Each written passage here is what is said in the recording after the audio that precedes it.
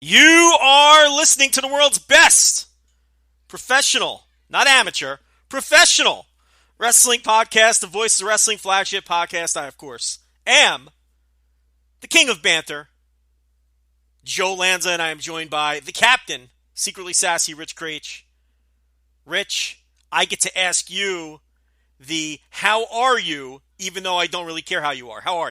Yeah, I am good. I don't know if you noticed it right there, but you gave yourself one nickname and you gave me two. That's right. That may be the first time in the history of the show that I have had more nicknames than you to open one of these shows. So now I'm feeling great. I was feeling a little down in the dumps, a little depressed, but now I'm feeling good, man. I got the two nicknames and you only got one. So there you go. I went with King of Banter, and then I'll be honest, even though I have 19 other nicknames, I choked and I forgot them. Because you don't have them written down, right?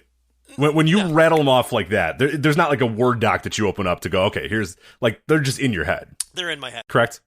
Yeah, that's insane, first off. But it's good. It's admirable, though, that you can rail off like 15 of them off the top of your head. And they seem to be, the thing that I love the most about it is they seem to always be in a very regimented order. Like, they're always kind of one leads into the other, kind of a David Starr-esque thing that you have going on here, where, but it's not, ring announcer with a card saying, all right, the Bernie Sanders of wrestling, he's really good at Twitter, like, yada, yada, all the David Starr stuff, but you do it off the top of your head in, like, a pretty good, I don't know if you noticed, but it is always in, like, a pretty solid order. Is that intentional, or does it just kind of happen that way? It's easier to remember them in order, and it's like, I'll say one, and it leads to the other, and they're all in order in my head. I don't know if that makes sense.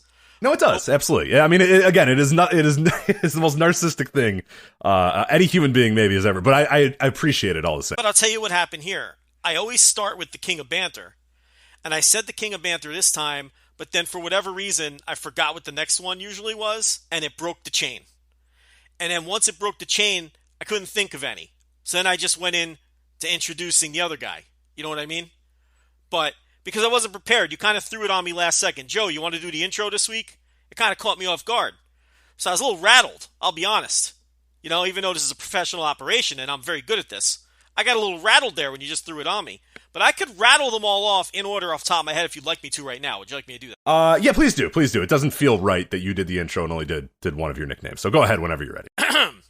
I am the King of Banter, the most compelling voice in wrestling media, a reasoned and well-explained man, the leader of the hardcore wrestling intelligentsia, an internationally acclaimed broadcast journalist as heard on BBC Radio, and a good family man, Joe Lanza. How's that? There we go. Bravo. That's the Bravo. order, right? Nicely That's done. the order. Nicely done. I believe so. That everything sounded right there. Maybe somebody, a more astute listener might be able to say, no, actually, as heard on BBC Radio is usually after, but I think as far as in my head, it felt right. Yeah. So that's all that matters, really. So I think they're actually in the order that they were dubbed to me by the listeners. That is possible. Because A Very Good Family Man is the most recent. Or actually, the most recent is Disingenuous, parentheses, at times. Yeah, we've kind of dropped that one. Yeah, that one comes and goes, which is fine. That one's not that good anyway. So I could add it back in if you really want. No, it's fine. I like that it's sometimes it comes in and then sometimes it goes away. It's appropriate for that nickname because it's a pretty terrible nickname. I mean, it's a good nickname that we've sort of made our own, but it's a pretty terrible nickname. It's way too inside baseball is the problem. Right, like maybe 45 people understand what the joke is. That's not good. And that used to work. That used to work for the show. That's right. We got too many listeners now to worry about 45 people. That I think is generous. Like, the guy who dubbed me that understands it, and I know he's listening.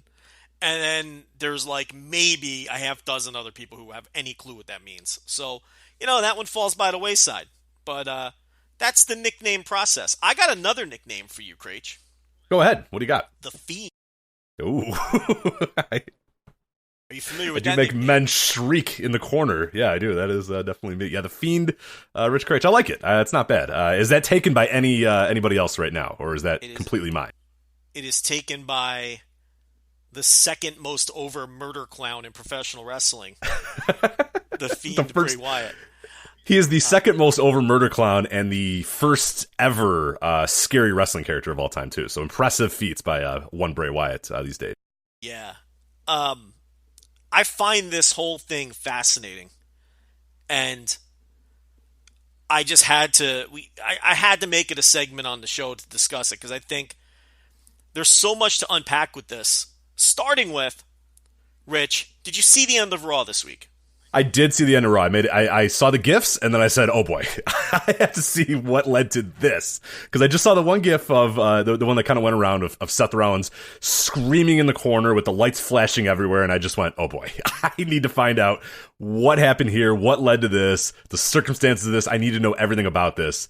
And so I went up on the YouTubes, and it's all there. You can all watch it there, so you don't have to watch it on Monday Night Raw, which is good. It's nice and convenient. But yeah, it was quite the scene here. So people that did not see it, essentially Bray Wyatt, or The Fiend, sorry. But no, I think in canon he's Bray Wyatt, correct? Like, I think that Seth Rollins has addressed him as Bray Wyatt. Okay, you admittedly are not a viewer of the Monday Night Raw. Is that correct? No. Okay. Yes. Very, very correct. He is Bray Wyatt.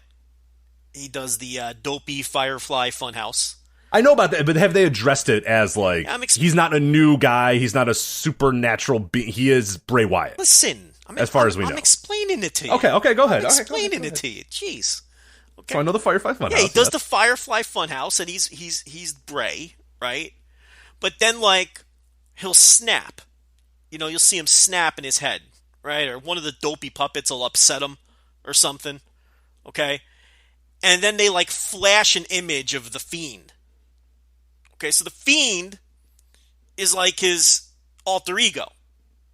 Got it. When he goes from over-the-top, goofy children's show, but very much clearly a psychopath, Bray Wyatt, to now I'm going to murder people, starting with Finn Balor, who apparently is dead. Remember, he broke his neck. Correct. At the pay-per-view. So we've gone full Lucha Underground with this crap. So yes, it is Bray Wyatt in canon, to answer your question. And he becomes the Fiend, right? And all the puppets understand that this man turned... Are you even listening? Like, I'm listening. For an outsider to be listening I'm to this conversation, it's like... we are talking about pro wrestling, which is kind of... Professional wrestling, yeah. I was about to say, so it's unlike... In some ways, Bray is being smarter than the aforementioned Finn Balor, because the Finn Balor, he brings out the demon, which is, you know, Finn Balor in canon, but it's also like when he means business, he's the demon. Oh, unfortunately, he means business at like very terrible times. That's right. Right. Unfortunately, he means business against Baron Corbin, but not for like a world title match like that. It's just like, whatever. We'll see what happens. But like, oh man, if I got to beat Baron Corbin in the ring here, 1, 2, 3, I got to bring out the demon. So he is smarter about that. So he's basically just always in the wrestling ring so far that we've seen him, the Fiend, and he's not going to come out as dopey Firefly Funhouse Bray Wyatt, because that's not good. The Fiend is the one that wins, and Bray Wyatt doesn't win. Right. This man is much smarter about strategically bringing out his alter ego. Finn Balor was like awful at that, as you so eloquently put it. You know, world title match, I don't need it. I'm going to do this one on my own. Raw match against Baron Corbin, I need to be that demon. The demon, baby. Yeah. Let's go, yeah. Yeah, he complete moron, you know. But yeah, so he'll do the Firefly Funhouse thing, and then it'll, you know, they'll flash the fucking mask at the end of it, and that tips you off, all right, the Fiend's coming later. Okay? Which, you know, I hate to jump so far ahead, but it's a lot of people are telling me, well, you know, because my argument is it's not nearly as over as people think it is, because look at the Raw ratings every week, you know? And a lot of the counter arguments are, well, they never advertise the Fiend. No, but they're telling you he's coming in those segments when they flash the mask. Like, that's your tip-off. I'm coming out later to come after Seth. They did it last week, they did it this week. So, you know, you don't have to advertise it. They're hitting you with the subtlety hammer. And you got to be a complete moron to not understand that he's going to come out later in the show. Right, it's also 2019, and like I get it on like 1993 Raws when you're like, oh, I don't know if Hogan's coming out or whatever, because you didn't know. Or they would tell you off the bat, hey, Hogan's coming out, and then you would know, oh, fuck, I better hang around because Hogan's coming out. But sometimes you turn on Raw and, you know, Hogan wouldn't show up, or Bret Hart wouldn't be there that night, or Randy Savage wasn't there. That, you know what I mean? Like that was kind of the case. But it's 2019, like WWE, like you can pretty much assume in that 3-hour program that everybody that's in a major major program for the pay-per-view, everybody that's the main event players are probably going to show up on that show at some point. Yeah. So yeah, I don't get that they just said, well, I don't think the Fiend is going to show up, so I'm turning off Monday Night Raw and watching Monday Night Football instead, because gosh darn it, the guy I'm trying to see, I don't know if he's going to be on the show, so I'm going to move off and go watch another show. So yeah, I don't know if I buy that either. So. But again, that's jumping ahead a few minutes, because I asked you if you had seen the closing segment, which you did, Rich. That may have been the corniest, hokiest, cornball fucking thing I've ever seen on a wrestling show.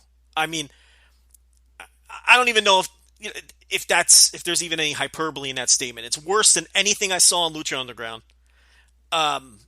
And Lucha Underground, killed characters and did all kinds of. They had Drago flying off into the fucking sky, which is why I hand waved that junk and stopped watching it. But it's like Seth Rollins' facial expressions. Now, the week before was bad enough, where Seth had his eyes closed because he didn't want to look at Bray Wyatt. Cowering, crying. Yeah, he was like, I don't. What's the correct? There's a verb that I'm looking for here, but yeah, cowering or I don't know what it was, but yeah, he was trying to hold back tears. He just didn't want to. He just didn't want to see it. That's He's right. like a 9-year-old that's afraid of the monster in the closet. And he just, he's going to open that closet, but he's going to keep his eyes closed when he opens it, just in case that monster's behind the closet, or he's looking under his bed, or some Are You Afraid of the Dark bullshit that's going on this professional wrestling program Monday Night Raw. Yeah, to remind you, this is a wrestling show. So I saw someone defending it on Twitter, and they were like, "Oh, this is such great storytelling because." Seth just wants to close his eyes and make it all go away. And I'm sitting there thinking to myself, this is the lead babyface, arguably in the company, and the world champion. Who the fuck books the lead babyface in their pro wrestling company and their world champion in this manner? He shouldn't be afraid of anyone, especially Bray Wyatt, who he's wrestled countless times on top of it, right? So then it's you're making him look like an absolute geek. It just makes Seth Rollins look like a straight up coward, and he's your lead babyface world champion.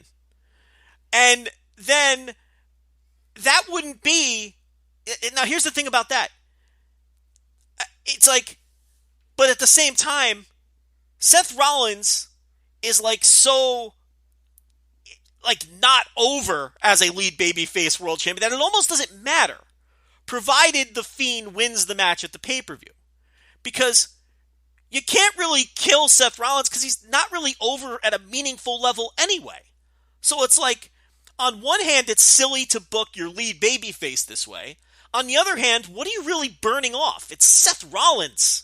Right. Everyone understand, yeah, he has his fans and all, but look, Look, anyone who studies this stuff understands that he's not over anywhere close to a meaningful level with the masses.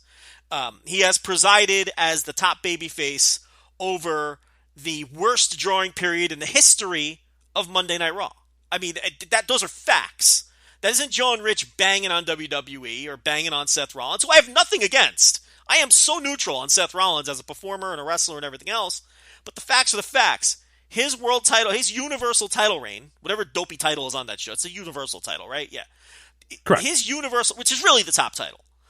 His universal title reign and his run on top of Raw since WrestleMania, it's an objective fact that it has drawn some of the worst viewership in the modern history of Monday Night Raw.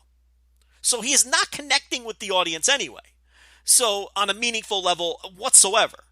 Okay, he's one of the worst world champions they've ever had from a business perspective. And I don't think anyone who really understands it, studies it, and looks at it would argue with that. Maybe he's not the worst, but it's not good what's gone on with Seth Rollins. They're trying to make Seth Rollins happen, and it's not going to happen. I think we all understand that at this point. Okay?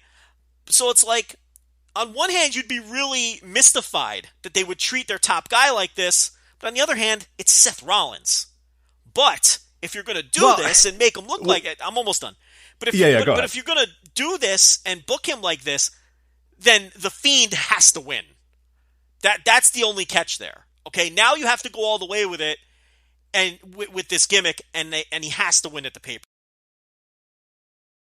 So what I was going to say, though, is you were saying that, it's perplexing that you would book your top babyface like this and yada yada and all that sort of stuff. But I my rebuttal would be, is it for this company? This is kind of what, and it speaks to a larger issue that you're saying there, is that you make your lead babyface look like an absolute fucking geek, and you, it's all for the Fiend, which is fine. If like you said, if the build is going to be that the Fiend goes and beats him at Hell in a Cell and wins the title, then it's fine. Then it was all worth it. Here's what's worse: it's not even just a geek; he's a sniveling cow.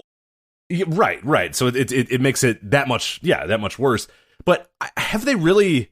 I mean, look at the last 5 years. Look at the last 10 years of this company. Have they really booked babyfaces much better than this? No, they haven't. I mean, Daniel Bryan was doing the same thing to Kane, back in many years ago. John Cena would do the same thing for Kane back those many years ago. Despite the fact that, Bray Wyatt's the first, the Fiend's the first spooky character in wrestling history, Kane was doing the same shit. I remember when Kane was stealing Eve Torres and John Cena was trying to help Zack Ryder and Eve Torres, and he was throwing them off stages and all this bullshit, and Daniel Bryan and Kane and that whole feud and everything was going on there. And like, this is how they've done it for a lot of their babyfaces for a lot of years. Those are just examples of spooky babyfaces, let alone like Brock Lesnar just going in there and beating whoever the fuck the babyface is in 2 minutes and taking his title. I mean, this is the way. And it speaks to the larger issue with this company. And it's been kind of funny where, we've been talking about The Fiend, and we'll get to that here in a second. And we've had people in our mentions saying, well, nobody's over, so he's the most over of everybody. And, well, nobody watches and all this. And we hear all these excuses and all this stuff. And it's like, yeah, I know shit. No one's over. Like, that's the fucking point. And stuff like this is why. And it's, they're doing a good job at The Fiend. I will not disagree with, like, whether or not you like this thing or you think it's stupid or whatever. Yeah, what you and I can argue about that in a bit here. But at the end of the day, like, the reason why nobody's over and nobody cares and all this sort of stuff that people say on our mentions when they're trying to defend, the company and defend, the booking, is that's exactly the issue, is that, yes, nobody is over. And stuff like this, where Seth Rollins, your lead babyface, your champion, the guy that won at WrestleMania or whatever, and won the title back from Brock Lesnar, is the Beast Slayer, is sitting there in the corner screaming and then not opening his eyes because he's too scared of the spooky guy in the ring. Like, there it is right there. That's where it's not good. Like, that's where the issue lies. The spooky guy he's wrestled 1,000 times already, too, which, again, I can't get past that. And that's why I asked if, like, in canon it's addressed that, like, these are kind of the same guy. But I guess the argument that people say, or the rebuttal is, well, this is a different guy because it's The Fiend, and that's a different Bray Wyatt, which I do agree with. And this kind of leads us to talk about The Fiend a little bit here. Well, then let me ask you this then. Okay, so then are we supposed to believe that he's literally a monster? Because that's almost worse than anything else we're talking about. Right. I kind of absurd. Think they are, right? And then, oh, God. I mean, he destroyed Braun Strowman. Right? And people wonder, and listen, why we open up the show talking about Kento Miyahara. All right? How can I take this seriously or want to even discuss it? They want you to believe this man is a big spooky monster. Literally a murderer and a monster. And again, this is not me being inconsistent. Okay? How many times have I come on this show and talked about why I hand-waved Lucha Underground? Right? How many times have we come on this show and completely buried AEW's assorted nonsense? They don't have a horror monster, but they've got librarians and fucking Michael Nakazawa wrestling the video game guy. How many times have we, come on this show and bury that shit? So it's not like I'm being intellectually inconsistent, right? It's just perplexingly dumb. And here's the thing I want to counter one of the points you made. You say they always book their baby faces like this. I'd argue they haven't even booked Seth Rollins like this. He's not scared of Brock Lesnar. He's not scared of Braun Strowman, right? It's like you're inadvertently burying those two guys. Because number one, Braun Strowman is like a side player in this whole story who Seth kind of just handles with ease, even though he's Braun Strowman, who was pushed as the monster, who was also pushed as a literal monster. You notice they don't do that anymore. No, yeah, he was able to lift cars and throw ambulances, but now The Fiend just beats him up. So. You know what Braun Strowman is now? He's the fucking Big Show.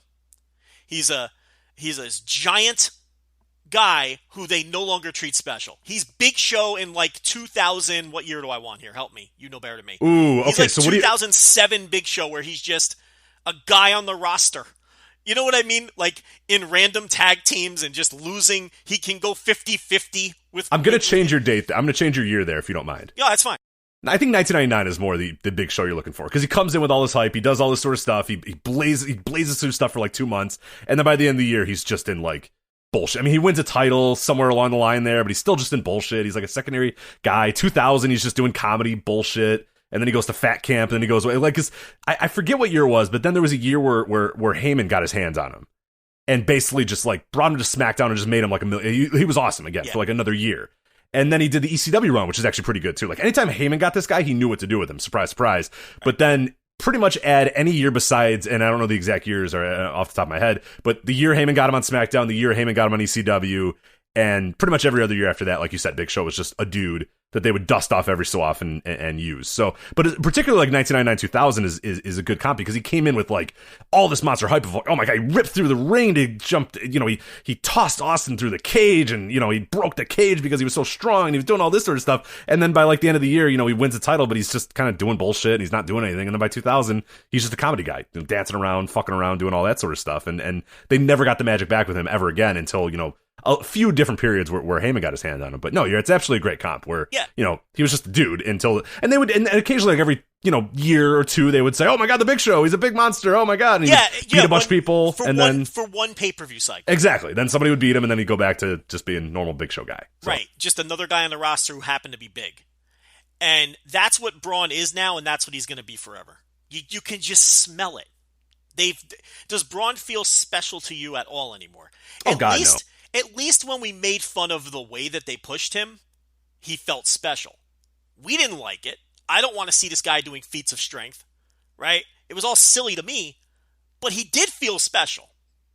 Okay? The Fiends feel special now. That I'm not even saying the Fiend doesn't feel special, and we can get back to the Fiend in a second. But it's like, from this point forward, Braun, he's going to be the Big Show. They will push him as an unstoppable monster for random pay-per-view cycles, and then it's right back to fucking going 50-50 with fucking whoever the fuck. Mojo Rawley. Maybe not Mojo Rawley, but that's the first one that popped in my head for some reason. But anyway, so the Fiend, now look, I do, if the goal is to make this character feel unstoppable, I mean, they're doing a great job of that. Okay? A couple of weeks ago after Raw, might have been 2 weeks ago after Raw, I even went public on Twitter and said, hey, look, this character is connecting with their audience. It's not for me at all. I have no use for it. I watch this and I laugh at it. I think it's ridiculous. It's not what I want in my wrestling. Anybody who listens to this show understands that. In fact, to me, it's a turn off. The Fiend is the kind of character where if we didn't do this show and we didn't own this website and all those sorts of things, it would drive me away from the product. That's how bad it is to me. I think it's very much among the worst things I've ever seen in wrestling. I'm that strongly opposed to it. I think it's horrible. I think, does WrestleCrap still exist? Because this is destined. WrestleCrap does. Yeah, I don't know if this is up there yet, but I'm sure the entry is half written already. So well, here's the thing. Is still around. It won't be on there yet because there's a lot of people who do enjoy it. I think with the benefit of time, people are going to look back at this and know that it was garbage. But we're still in the moment, and there's still a lot of people who seem to be into it. And I even acknowledged that a couple of weeks ago. And I thought to myself, you know what? They might have something here with this. Even though it's not for me, I have to acknowledge they might be onto something with this character. Then this week happened, and I expected, a little momentum to start rolling. And then I look at the Raw numbers. They're down from last week after they did the first big angle with Seth. They had the same percentage of drop from hour 1 to hour 3 that they've had for like the last year. So that didn't change at all. And they were down against last year. And it's like, okay, you can't tell me then, there's no longer an argument that this is some kind of hot character or hot angle. This is not a hot character. And it was not a hot angle last week when everybody thought it may have been. Because hot characters and hot angles do not have negative growth the very next week. Year over year, week over week, and hour over hour. So I'm sorry. We deal with facts on this show. Okay? You can't tell me that, this is the hottest act in wrestling or the most over act in wrestling, like people are trying to tell us, when there is zero evidence to support that. None. There's not a shred of evidence to support that. Because if that angle had gotten over like people thought it did, like even I thought it did 2 weeks ago, there would have been some momentum coming into this week. And there is none. Does that mean it'll never catch on? I don't know the answer to that. If you're putting a gun to my head, no. Because this is the apex, okay? He'll probably win the title at the pay-per-view, and then what do you do?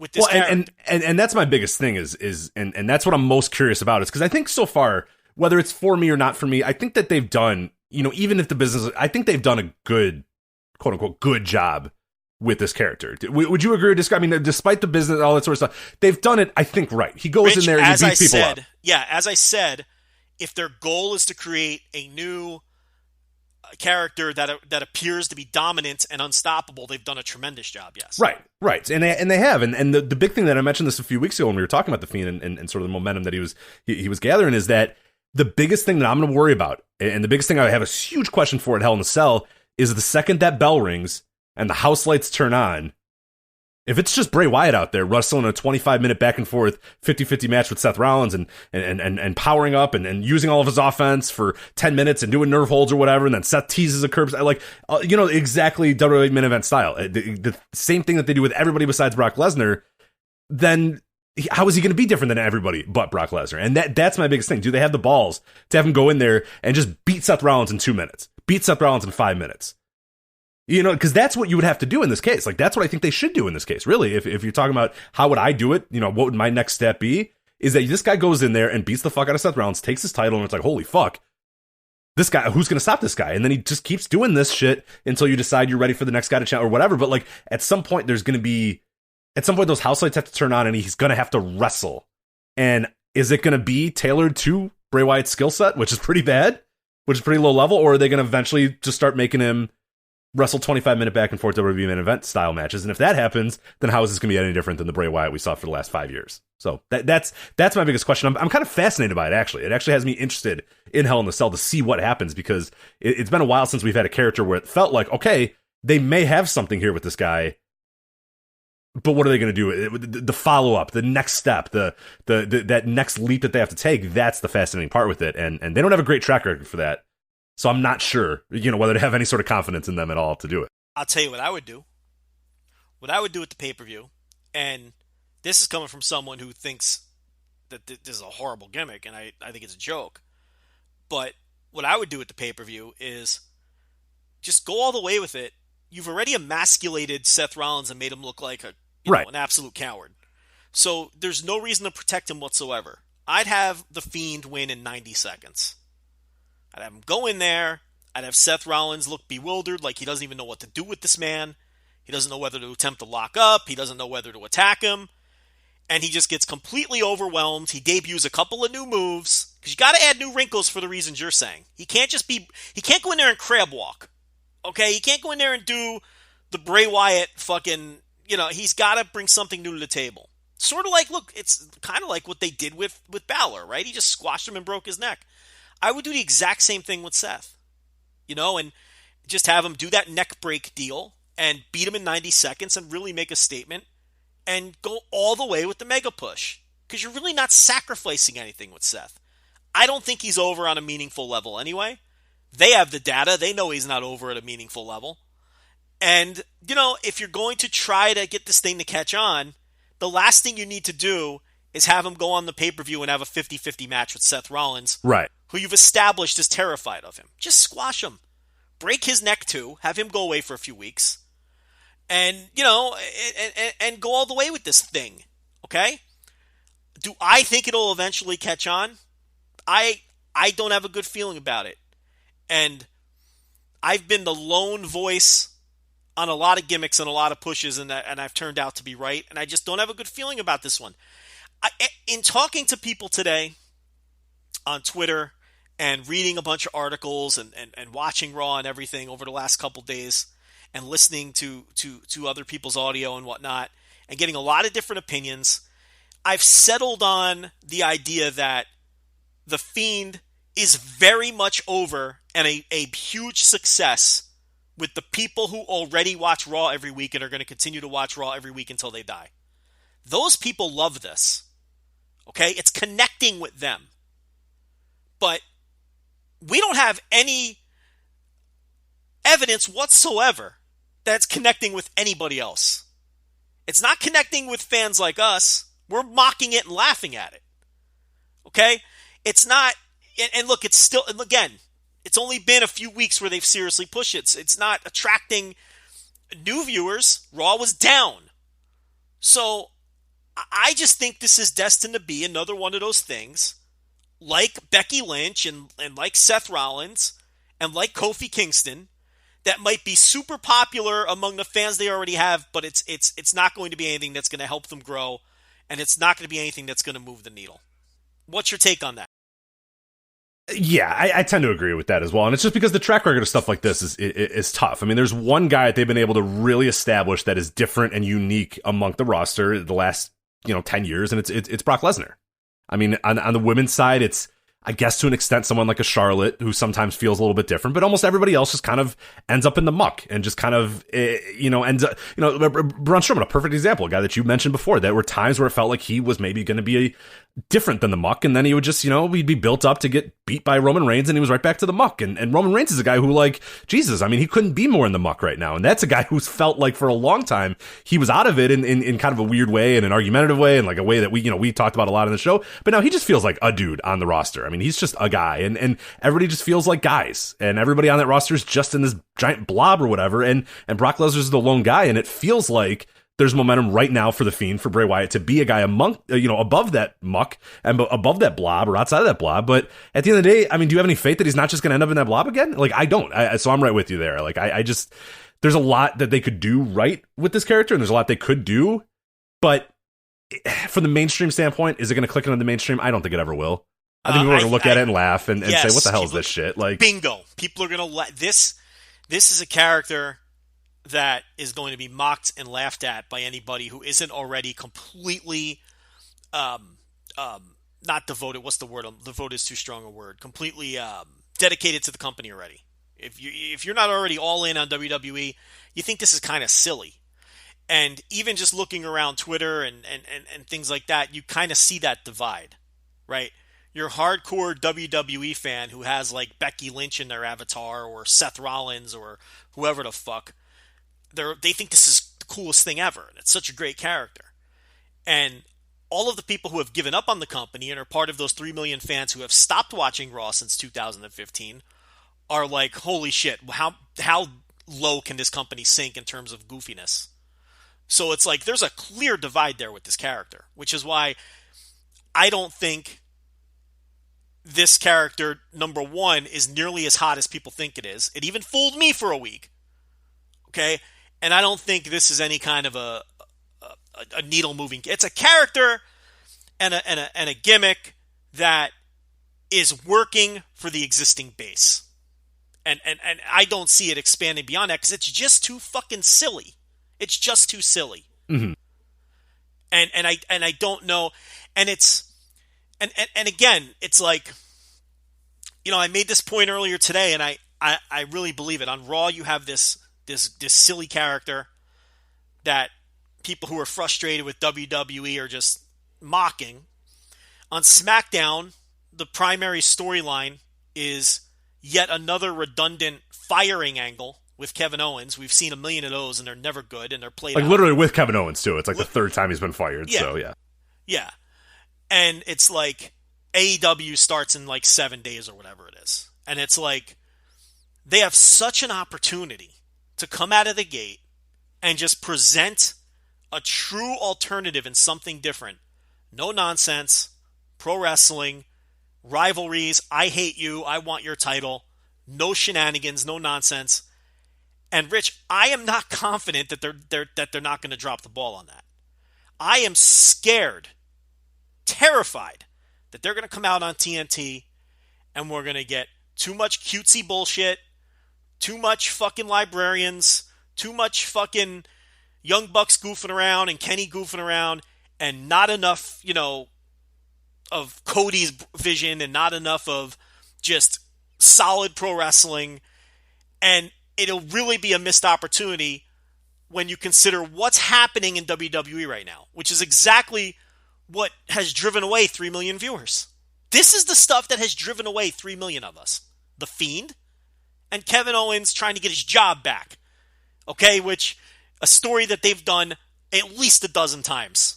And I'm probably they've been doing this since Stone Cold Steve Austin. And they just keep going back to the well with it. This is why they're losing fans and losing viewers, and they're down to just their core base. And AEW really has a chance to really hammer home that they're different. I am not confident they can accomplish that. Where do you stand on that? No, I'm kind of with you too, and we've kind of talked about this off air a little bit.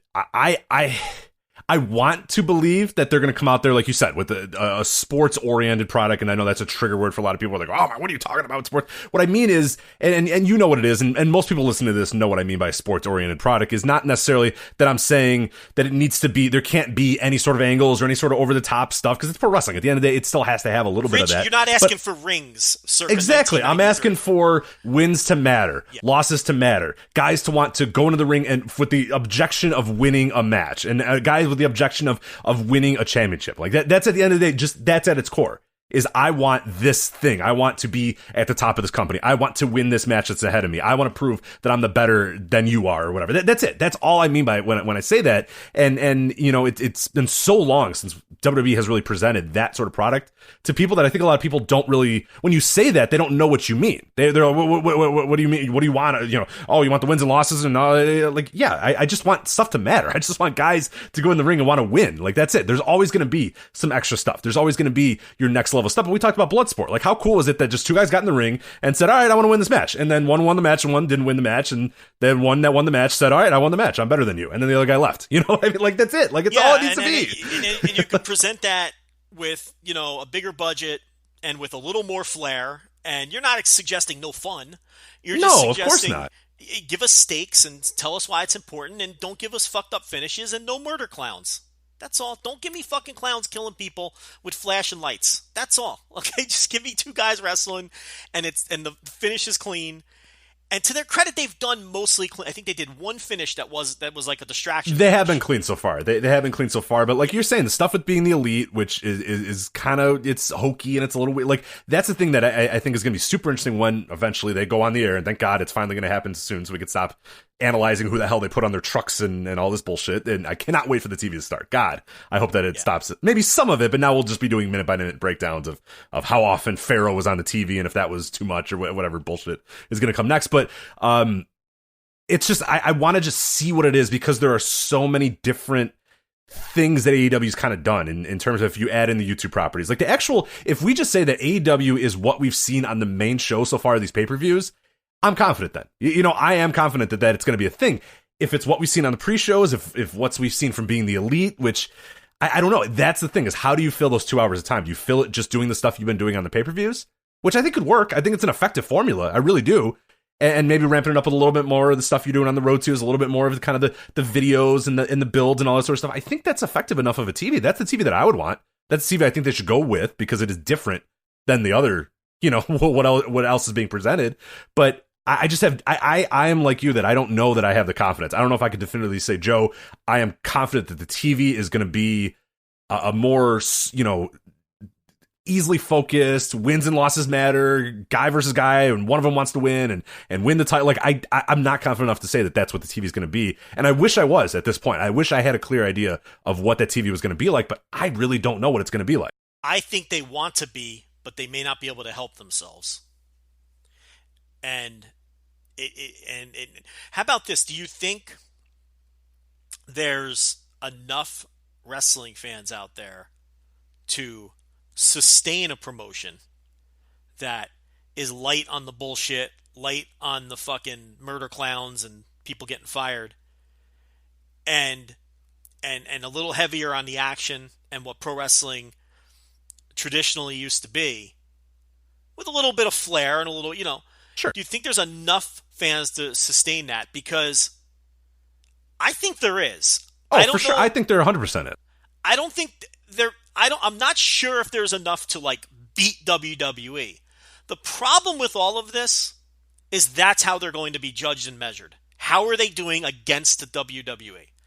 And I don't know if that's fair. I think it's more pragmatic to judge them.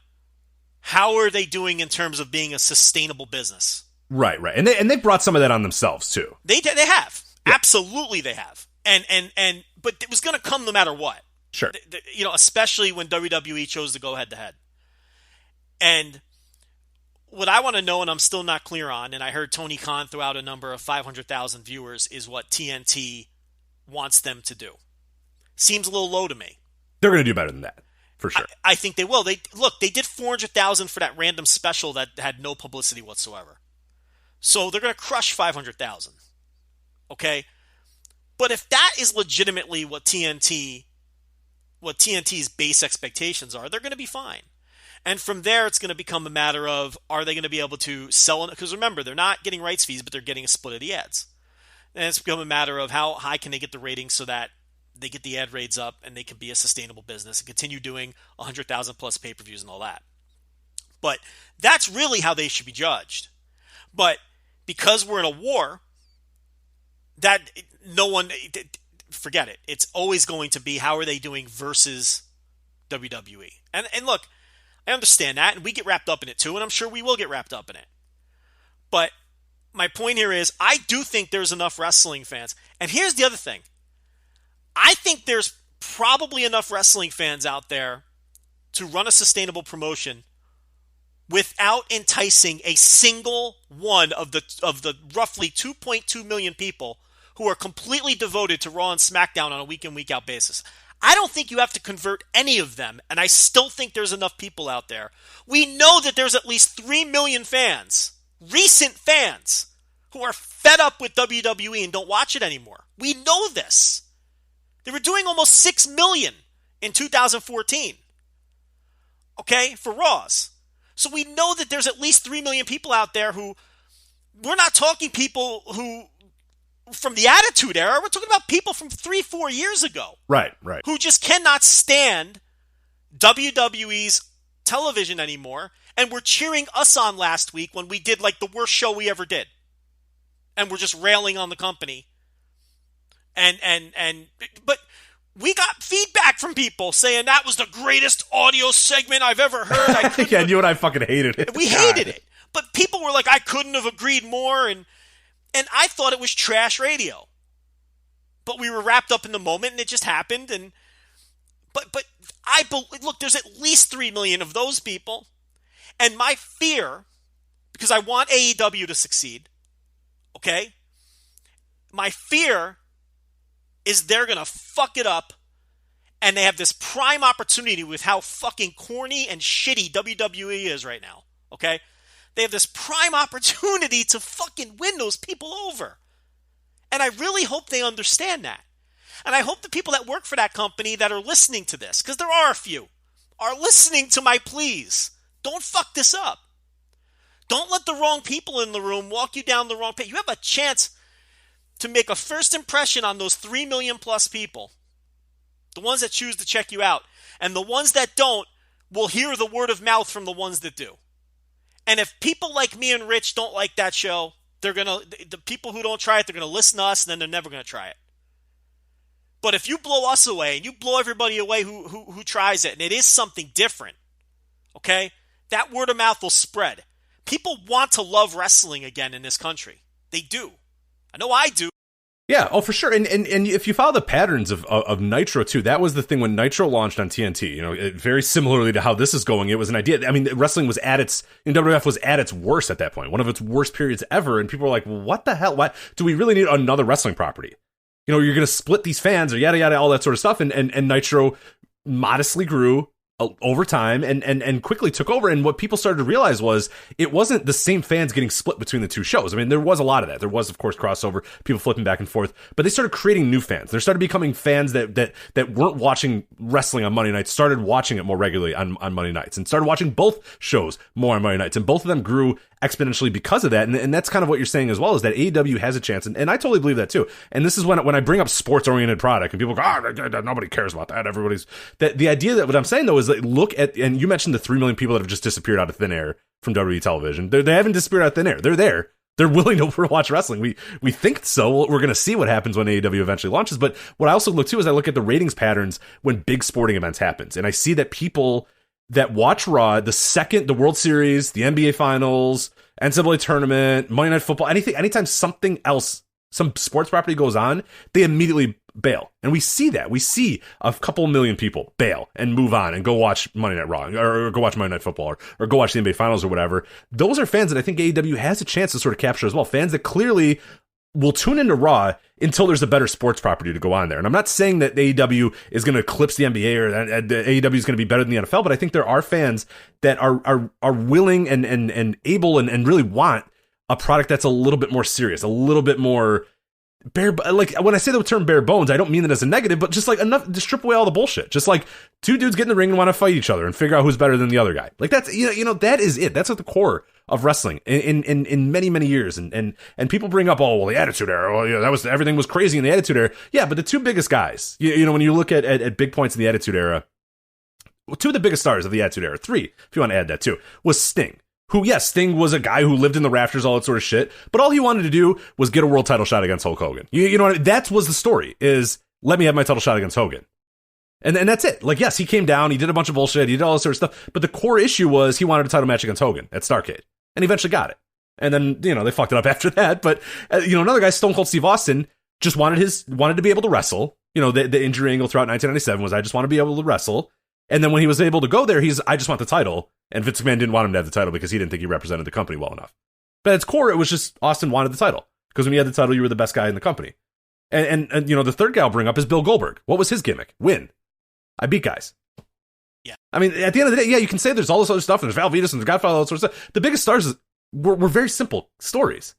I want a title match, I want the title, and I want to beat everybody. It's like, that's it. That's it. And I'm undefeated. Who can beat me? Right. Yeah. Like, nobody can beat me because nobody has beat me. Right. It's like, so at its core, like, there are, I truly believe, I'm with you, that there are fans out there. There are people out there that want to like wrestling, want to watch more wrestling, but don't want to watch, spooky monsters scaring babyface. Like, that look at that and go, this is shit. I'm not going to watch this. I don't want to watch it. Well, look at it this way. There's the 3 million we addressed. And then there's two other groups. And I'm sure there's some crossover if you did a Venn diagram, but you get the idea of what I'm laying out here. There's the 3 million we discussed. There's the 500,000 or so that you're talking about who are willing to watch wrestling they don't like for 2 hours. And then when something else comes on that's good, they change the channel. So there's about, 500,000 of those people? What does Raw lose? Somewhere 3, 4, 500,000 first to third hour some weeks, right, when it's drastic. So let's say there's 500,000 of those people that are the group that you always talk about. As soon as there's an opportunity to watch something that isn't terrible, they're out on the bad wrestling. So there's those people. Then there's the existing fan base that we know AEW already has. There's 100,000 people willing to pay a pay-per-view price to watch AEW. They've done it twice. Okay? There's about 300,000 to 400,000 people that were willing to sign up to BR Live and watch those two shows. What, was one free or are they both free? One of them was free. I can't even remember anymore. But at least one of them was free. And there was about 400,000 people who were willing to sign up for that site and watch a free show on BR Live. So there's the existing AEW fan base. There's the 500,000 people who are willing to watch bad wrestling but check out immediately when something better comes on. And then there's the 3 million people who have just disappeared into the ether who are waiting for something good to watch. Okay? And sure, there's some crossover between those three groups, but to me, that tells me that there are more than enough people out there without even converting a single existing WWE hardcore to sustain another wrestling product. It's just math to me. Because I feel like if they even get half of those 3 million... If they're doing 1.5 million a week, they're in business, baby. I mean, this is, this is big time now. Okay? So it's like there's plenty of people out there that they can get. And then down the line, okay, now maybe we try to convert some of these WWE hardcores. Okay? Some of these people, maybe they'll get curious and seek out something that has a different feel to it. I don't even think you worry about that right now. I really don't. I don't think you need them. These people who complain about AEW nonstop and can't stand Kenny Omega and can't stand the Bucks, Rich, I really believe they're screaming into a meaningless void. You don't need those people. And here's the funny thing about them. A lot of them are going to watch anyway. They're going to hate watch. Oh, of course. Yeah, they'll get all those viewers. So you're going to get hate watchers out of that 2.2 million. And honestly, I don't even think you need those people.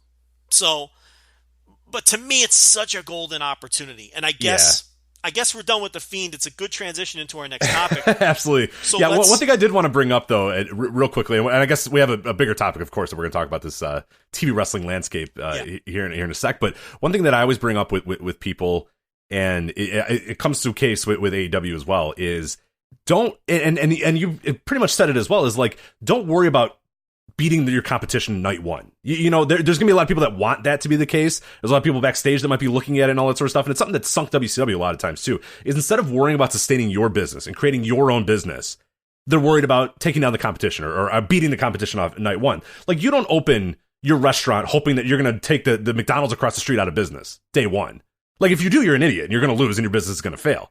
Grow your business. Get people going to your show. Get people eating at your restaurant. Do that sort of stuff first, and then sort of worry a little bit more about it. But AEW has, and again, they've kind of brought this on themselves a little bit too. And like you said, there's reasons why they've done that and all that sort of stuff. But they've sort of made it a war from the beginning, and that's fine. That's what it's going to be. It's going to be a war, and people are going to hyperanalyze and all that sort of stuff. But I hope internally, with AEW, when they're looking at it, they go, look, we got 1.5 million people. Yeah, Raw beat us. NXT maybe slightly beat us. But 1.5 million, out of the gates is pretty goddamn good. So no, we're not going to say that this sucks and freak out about this. We're not going to do what WCW did in 1998, where they were still making money hand over fist, but worried that WWE was doing more than them. Instead of worrying about that bullshit, worry about, hey, look, all right, cool. They're beating us. Who cares, though? We just got 1.5 million people to watch our show. Let's grow that. Let's get to 2 million. Let's exponentially do that. Let's move up the ladder a little bit. Hopefully internally that's what they're doing. I really do, because if they see that 1.5 million, like you're saying, hypothetically, that's which is kind of a number we're throwing out. If they see that and go, oh, god damn it, oh, what the fuck, oh, geez, and think that that's a failure, then that's going to be then the company, I think, in large ways, not necessarily will be a failure, but I think will have failure tendencies if that's the thing that they worry about out of the gates, is not beating NXT or not beating WWE out of the gates. Don't worry about that shit right now. I agree, but I think all of the front-facing stuff where they're lobbing bombs and whatnot, they're just rallying their own base. I mean, and the people who are complaining about it are hardcore WWE fans who are insecure for whatever reason that there's another wrestling company, and who find Kenny Omega to be an annoying figure and all that. And again, I don't think those people matter. I think they're just screaming into a meaningless void, those people. And I don't think you worry about them. If your base gets off on you taking shots at WWE, lean the fuck into that. I have no problem with that. Well, that's how this company exists. Exactly. This company exists to be anti-WWE. That's right. I mean, if you're getting upset about that still in September of 2019, you're the issue. Like, they have never said that this isn't what they are. This is their ethos. You know what I mean? Yeah. This is what they are created on, is the basis of, hey, this shit sucks and we're better than that shit. That's what their basis is. And I don't think that they should or can be that forever. Eventually, you have to move away from that. Okay? But again, like you just said, they exist because of that feeling among their base. This is the alternative. That's how they rallied this base. This is why they exist. There's no reason not to lean into it. And it shouldn't matter that someone who already hates Kenny Omega is annoyed by his promos. Who cares? They didn't like Kenny Omega to begin with. You know what I mean? It's like what I say all the time. There's people who cannot fucking stand me. Okay? And will never listen to this show. It doesn't matter. Who cares? Let them say whatever they want about me. They're not my base. They're never going to listen to me. And on a much larger scale, it shouldn't matter when Kenny Omega does something cringe on being the elite, that a bunch of people who already hated being the elite get worked up about it. Worry about your own base right now. And if their base wants that, keep doing it. Until it'll become obvious when that's tired and it's time to move away from that. We're not even close to that point yet. Okay? It's like, and this isn't going away anytime soon. If that aspect of AEW annoys you, you're in for a long ride. Especially if the ratings are close. Because, they're going to lean the fuck into that, and it's going to become a bragging point from that. It's just, it's never going to end. Anyway, let's do this, and then we can do more. We're going to do more AEW, and we're going to talk about the television landscape. But first, Rich, do you know what I like to do at the end of a hard week? I don't, but tell me. I'm curious. What do you do? End of a hard... So you've had a hard week. You've done this podcast. You've done your work. Hard week. Hard as fuck week. What do you do? Kids are a pain in the ass. Tough week at work. It's... the wife. Just something about the wife. Just, you just say the wife. The wife. When people ask you, you just know, the wife. She's a joy. I would never. She's a joy. Idiots on Twitter who don't understand pro wrestling bugging me. Just things like that. Hard week. This week? Did that happen this week? People didn't understand us on Twitter this week? Rich, it happens hourly. Have you seen our mentions? It's hourly. I have. They're a fucking disaster. They suck. So at the end of a hard week, I'll tell you what I like to do, Rich. I like to plop down on the couch. I like to put my feet up. I like to watch a little football. You know what I mean? There's nothing like an NFL Sunday, and there's no better way to make an NFL Sunday even more exciting than to put a little action on the games. So you got to do the smart thing. You got to go to mybookie.ag.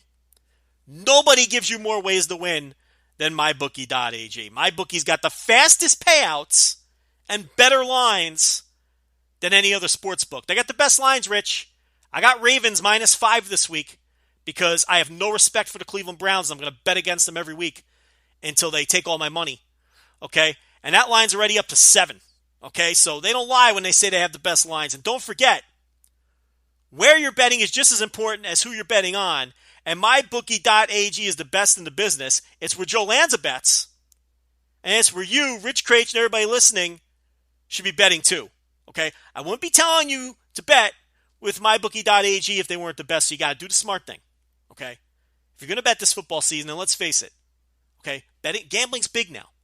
Every time you turn around, a new state is legalizing gambling. Everybody's getting in on this. So if you're going to bet on football, you got to do it with MyBookie. It's in. It's not shady anymore.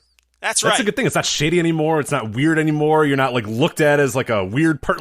Everyone's doing it now. There's a lot of people doing it before, but now it's out in the open, man. You could just strut your stuff and say, yeah, I'm on mybookie.ag. I'm putting money on this game. I got this on that. You could do it now. It's nice and easy. It's out of the shadows and into the normal world now. So that's good. Rich, they got parlays.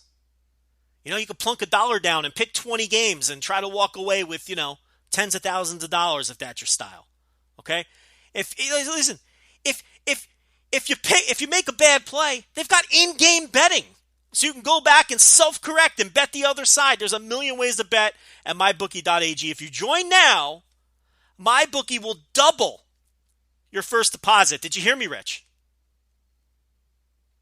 They will double your first deposit. All you got to do is use the promo code VOICES, VOICES, to activate that offer. That's promo code VOICES. Visit mybookie.ag today. You play, you win, you get paid. Good stuff. Mybookie.ag. We've heard a lot of people, too. We asked last week people to go to @VoicesWrestling on Twitter and let us know about their picks, how they did. And we got some good stuff there. Isle of Man's raking in the dough there. He might make some terrible bets on the Toronto Blue Jays every year, but that man is making some good NFL bets this year. MyBookie.ag. So, Isle of Man guy? Yeah, he's killing it. Yeah. Well, you can plug the forum because he's been making them on our forum. Yeah, voicewrestling.com/forum. So if you want to go there, you can see what Isle of Man thinks about his bets in the NFL week. But yeah, let us know on the forums. Voicewrestling.com/forums or @VoicesWrestling on Twitter if you make a bet on MyBookie.ag. Of course, you're going to want to use that promo code VOICES, as we said, double your first deposit. But then let us know what bets you're making. How well you did. If you did bad, just ignore it. You don't have to tell us. You know what I mean? When you do well, you tell us. It's a classic bettors thing here. Is if you win money, you tell us. If you lost money, we don't have to know. You don't have to come here and say you lost money. It's cool. We understand. But yeah, let us know about that at Voices Wrestling on Twitter. Also, voiceswrestling.com/forums. All right, Joe, let's talk about this TV landscape. We touched on it a little bit. Man, in a couple weeks, in a week's time, the shit is going to hit the fan, and so much stuff is changing. Here's what now your new sort of, and this is just counting the big guns. This isn't counting your little stuff and every other thing you're going to watch during the week and little matches that pop up and other promotions. These are just weekly television across, particularly in America, but pretty much across the world for the most part here, with some little changes here and there with TV deals. We'll talk about that with the AEW TV in the UK and the disaster that's been. But essentially what you have is Monday, you have Raw. Tuesday, you have Impact on Access, and that's the new day for Impact now that we've talked about. That came up before we did the show here.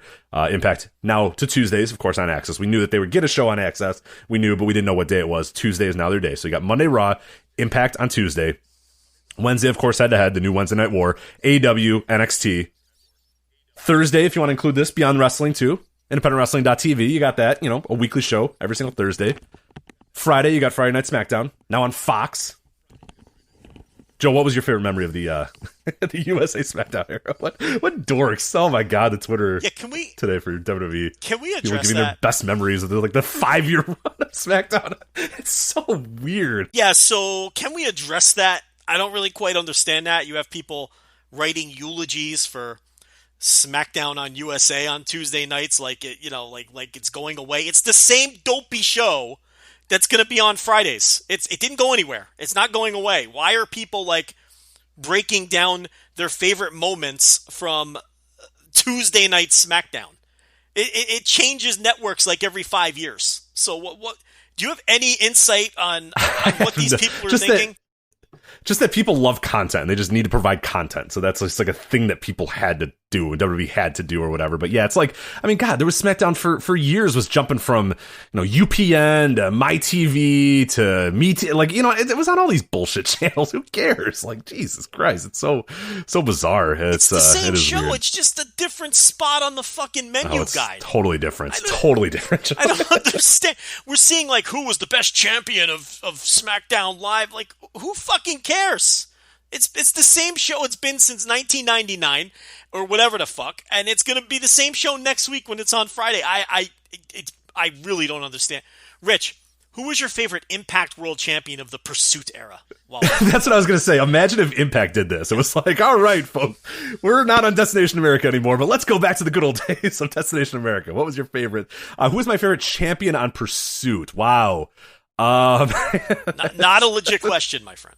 Not a legit question. Okay, I thought you wanted. I don't know if you could name the champions of the Pursuit era. Well, right now it's Brian Cage. I know that, but I don't know who was before him actually. Yeah. So I mean, this whole idea that some era of SmackDown it's the same fucking show, you geeks. I mean, come on, stop with this. Just content. So anyway, people just love content. So that's on Friday. SmackDown on Fox, 8 p.m. Eastern as well. Saturday, you have Women's WOW, Women of Wrestling. You have New Japan Pro Wrestling, right now still on Saturdays, 8 p.m. Eastern. Also MLW, if you want to count the Be In, 9 p.m. Of course, they show up on YouTube as well, so you count them as smart as like a weekly show. And I didn't even include Ring of Honor in there because, I mean, it depends on what day and what market you are or whatever. I mean, some people get it, some people don't get it. Some people get it on Thursdays. Sometimes people get it, but then it gets preempted by Red Sox baseball. Like, there's a bunch of shit that can happen with Ring of Honor shows. So, but essentially that's it too. Like, if you're trying to watch that MLW I mentioned on YouTube, you have CMLL, you have, shit on New Japan World, you have All Japan TV, Dragon Gate. Like, it is just, we reached an inflection point, Joe? Is there too much goddamn wrestling? I mean, what are people you can't watch all this. You cannot.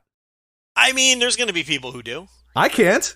I can't. I don't know who can, but Larry Zonka of 411 will watch every single show. He will. And review them. He will. Hey, you know what? Honestly, if we I don't know, if we double and then a little bit more our Patreon subscribers, I think you and I could watch every bit of this. Patreon.com/voice wrestling if you want to get on there. So. Yeah, I mean, if we hit our magic number of subscribers and I quit the day job, I'll watch every one of these shows. How about that? And review them. Except Raw and SmackDown. Well, yeah, I can't. Well, I'll do Raw and SmackDown too. You'll die. Listen, no, don't. Please don't. Please don't. You hit a certain number. Joe, no. No, we have a good thing going here, and you're just gonna, you're gonna, it's not gonna work out. You're gonna break down. Well, SmackDown will probably be good for like 3 weeks, right? Yes. They're gonna do a lot of surprises. But Raw is also 3 hours. That's right. Yeah, Raw, forget it. But SmackDown is going to be really good for like a month before they settle back into what they are, right? But for a month, you're going to get, hot shot angles and people showing up as surprises and things like that because they're going to want to try to get off to a good start. And they will get off to a good start. They're going to do big ratings at first. If they don't, they're in trouble. So I think they'll get off to a good start. It doesn't look like they're going to get The Rock. The Rock has too much shit going on with NBC. You think that's what it is? I think that's what it is. I think it's that, and I think there's also a weird environment around WWE right now too that I think The Rock just doesn't want to. He just doesn't need them. You know what I mean? Like he's often said that like, oh, they're always my home and they're always that or whatever. But at this point in 2019, it's very obvious to The Rock and anybody listening and anybody that has a brain that he doesn't need them. What is he going to gain by going on a SmackDown and dropping a rock bottom on somebody? Like, it doesn't matter. There's no benefit to The Rock whatsoever. The Rock is what he is. With or without WWE at this point. So he doesn't need to go there and do them a favor anymore. And I think that's what he looks at. He looks at the NBC connections. He looks at a lot of the other stuff and goes, look, I don't fucking need you guys anymore. And I'm not going to do it. Like, he just does it. There's no point for him to do it. There's no benefit whatsoever. And I think, too, is he's a smart, savvy guy who knows what's hot and he knows they have no stars. Does he really want to go rub elbows with Kofi Kingston? I mean, what's he getting out of that? It's like you're saying. So it's like he knows that they're in a down period right now where they don't have any star power. And, it's interesting that if they can't talk him into it and he is loyal to NBC, that his loyalties lie with NBC instead of Vince McMahon, which is very interesting to me. Like, that would have never been the case, 5 years ago? Maybe 3 years ago? But now, it seems like his loyalties on the hierarchy, WWE is not even close to the top. Which again is real interesting for a guy who respects and loves wrestling. But even he knows that company, why go near it right now? Particularly like a few weeks before they go to Saudi Arabia again, but Well, yeah. which again, I think is something we've always talked about. We really, really underreported by wrestling fans of how that may have, and I know there's been some people that have done some work, and Brandon Thurston and a few other people have kind of looked at it on WrestleNomics Radio and stuff, is that might have been a point where a lot of people that were fans dropped off. I mean, there is a clear evidence that like that did cause a lot of people to say and really think about it like, you know what? Nah, I'm done with this.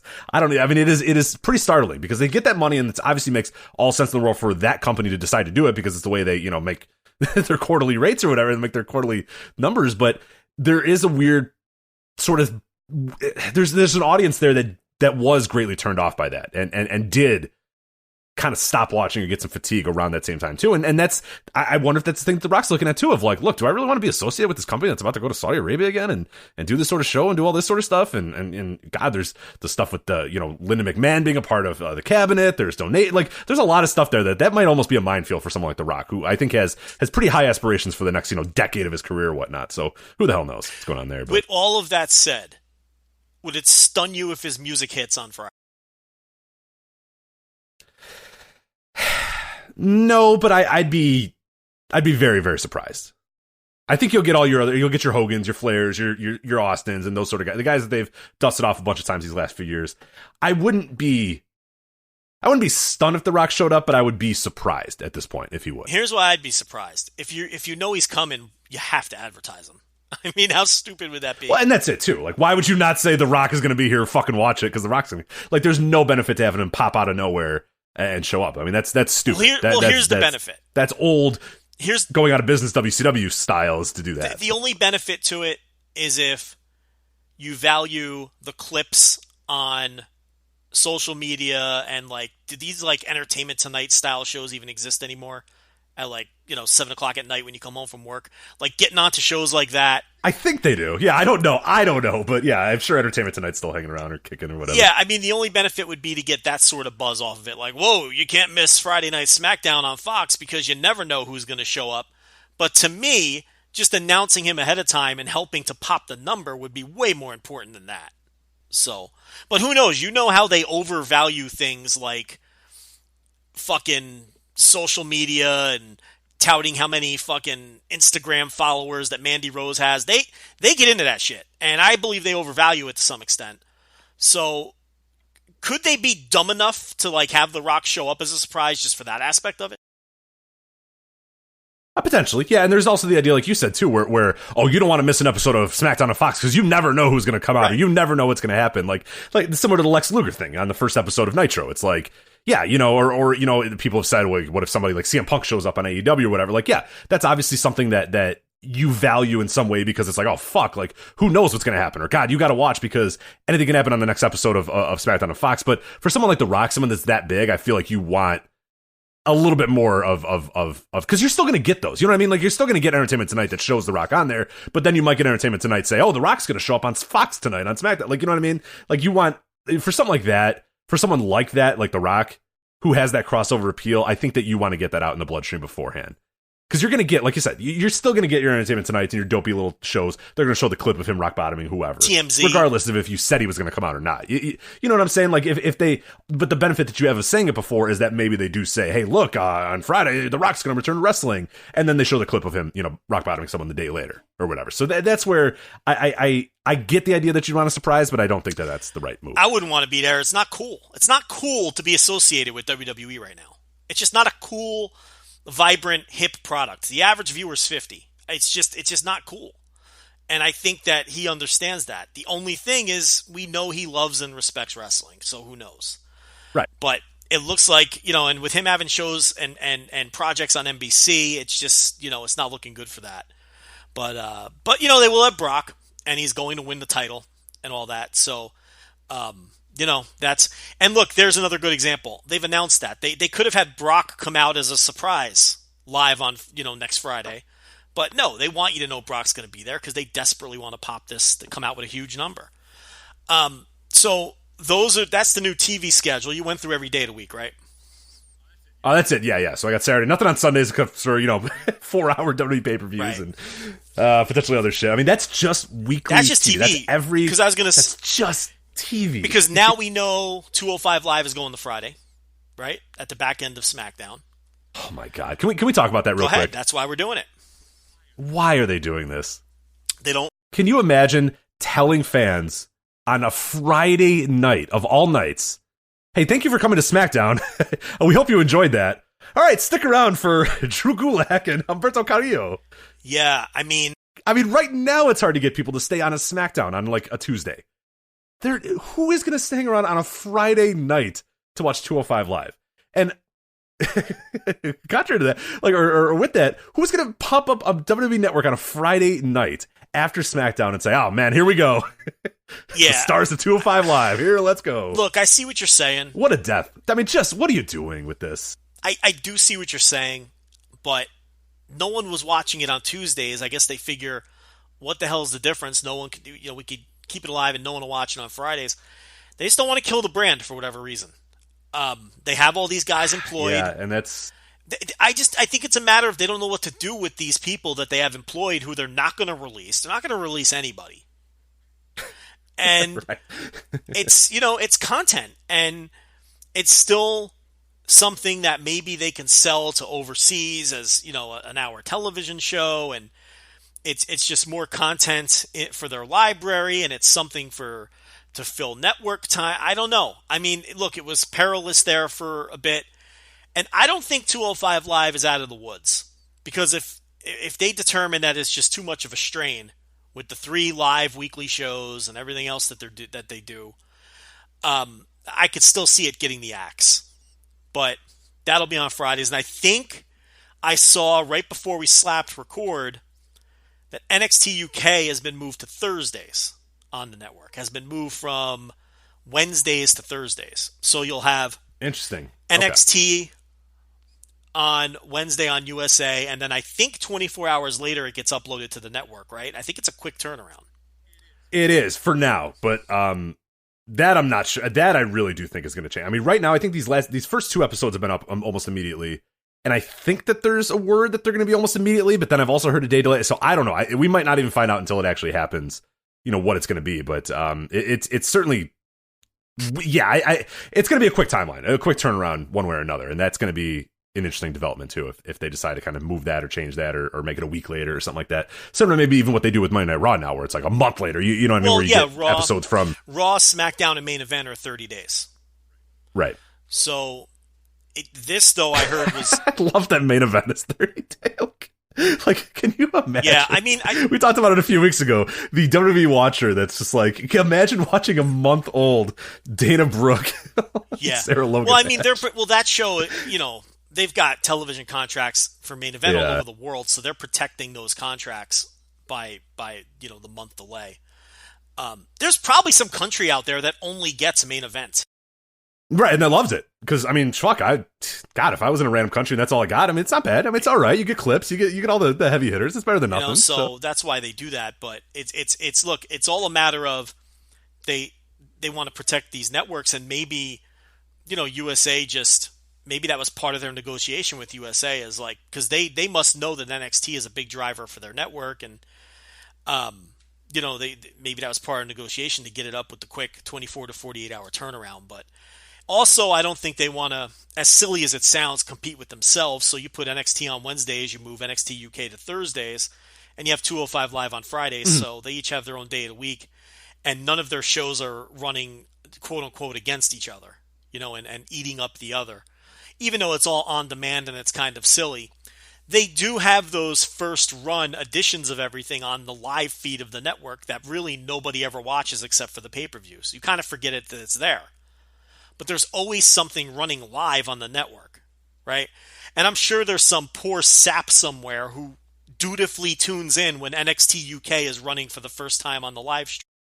Right. It ain't me, but it is somebody. There's someone doing that. I mean, you can't tell me there's no one doing it. There's probably a couple thousand people who are like, sorry, I gotta be home on Wednesday nights at fucking whatever o'clock because I need to watch NXT UK. I mean, there's hardcore fans who, listen, that may have been me when I was 13 years old. I might have been that guy. You know what I mean? Oh, absolutely. For sure. So it's like, you know that those fans are out there, and I think that's why they've reshuffled. Because NXT UK is taped so far in advance, you could put that fucking thing on any night of the week. Oh, any day that they want. Yeah, that's the utility player there where you can move around and do that. NXT you no longer can do that. You have a structured day for that. Raw, of course, you can't. SmackDown, you can't. Yeah, NXT UK you can. And 205 Live again. Like, and you know, wrapping up with the 205 Live discussion, we heard a lot of people say, you know, just tape it in Full Sail, just make it NXT, just do that. And while I agree with that, there's also, and we've talked about it from the day that 205 Live existed, and we said it at the time when they came out with 205 Live, we were very confused why it was a quote unquote main roster property and not an NXT property.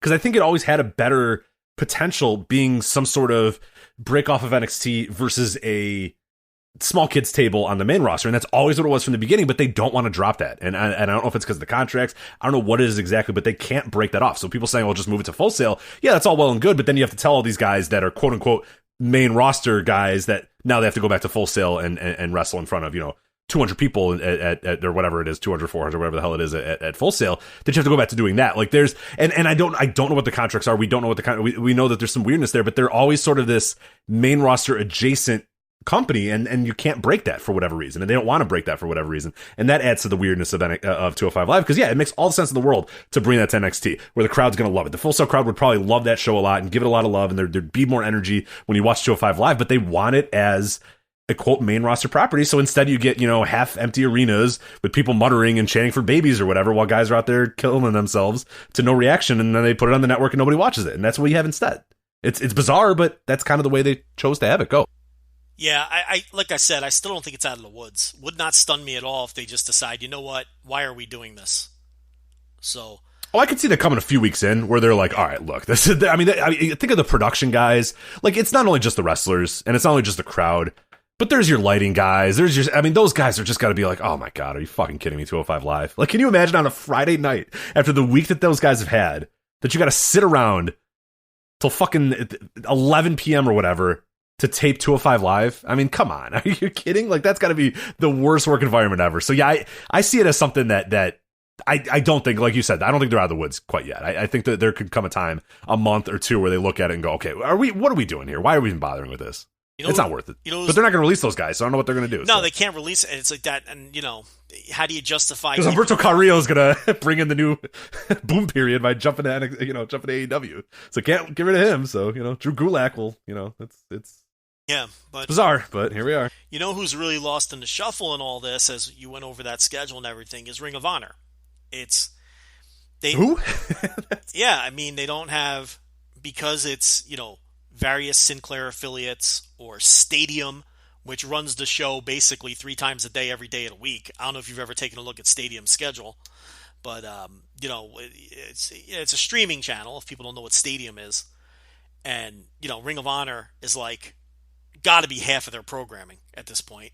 And then they air on like all of those weird Sinclair sub channels like Comet and all those fucking things. There's another one, I don't remember the name of it. And it's like, depending on where you live, the Pluto, right? That Pluto TV, right? Isn't it on there? Pluto TV carries Stadium, and Pluto TV is got it. That's a different over the top. Yeah. Then Pluto TV is like the app which contains all of those streaming channels. Does that make sense? Yes. Right. So Pluto TV actually has Stadium.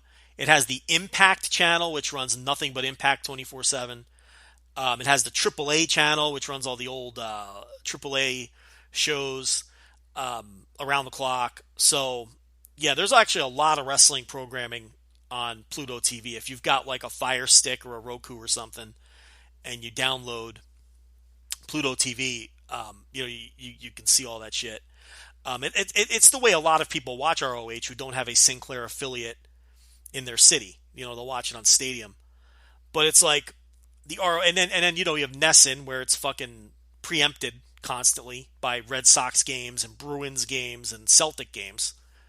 And it's like there's no set day of the week. Some people are watching on Monday, and then some people are watching that very same episode on fucking Saturday during the pay-per-view the episode is on that's doing the hard sell for the pay-per-view. It's just a mess. And especially now where there's just, like you're saying, so much wrestling and everyone's carved out their own day of the week.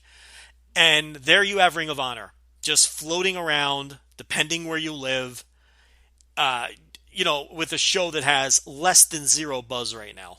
So there's that too. Do you even get Ring of Honor where you live? I don't. No, it's not available in Chicago quite yet. They're trying. They're like hell. Sinclair's trying like hell to get into the Chicago market, but yeah, it has not worked out quite yet. So no, I don't get it. I have tried to, because I do get Comet, but I've tried to set my DVR and it just never records it. So I don't know what the hell happens there. Yeah. With Ring of Honor and Pluto, I've tried, but like it's kind of laggy for me every time I do try it. I know it's on Stadium right now, by the way, on it's on Pluto always TV.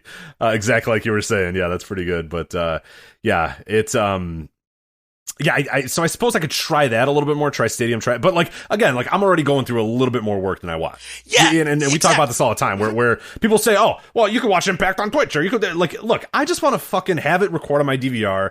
I just want to roll up to my TV. Like I'm old school like that. I know I'm not as old as a lot of other people here that are listening or whatever, but still I grew up on I fucking sit on my couch or I sit in my bed and I turn on the channel and it's either in my DVR or the channel's on or like that. I don't want to sit and go, okay, where's my Roku remote? Okay, there's my Roku remote. Like, I'll do that for special occasions, but I'm not doing it every week for Ring of Honor TV. You got to make it easy. Yeah. Like, I'll do that for New Japan. I'll do that for Wrestle Kingdom. I'll fucking set up my Chromecast and get my laptop going and all that sort of shit. But I'm not going to do that. I'm not going to sit on my phone and huddle over my phone on Stadium watching Ring of Honor. Like, if you're not going to make it easy for me, whatever, if you're not going to let me, put it on my TV and easily, distribute it that way, then yeah, I'm not going to go through I'm not going to download Pluto TV on my Chromecast or on my Roku and fire up the Stadium channel or whatever. And then like, it's just, that's already too much work. Like, I don't want to do that. And then deal for a show with that I don't like, make it easy for me. And then maybe I'll watch it, but yeah. And then deal with a stream that is unreliable, like you're saying, where your stream is always a little sketchy. It's like you're saying, it becomes too much work and people don't understand that. And it's like, I get it. If you're an ROH diehard, you're going to do whatever it takes to watch Ring of Honor every week. I understand that. Go watch on Fight TV, too.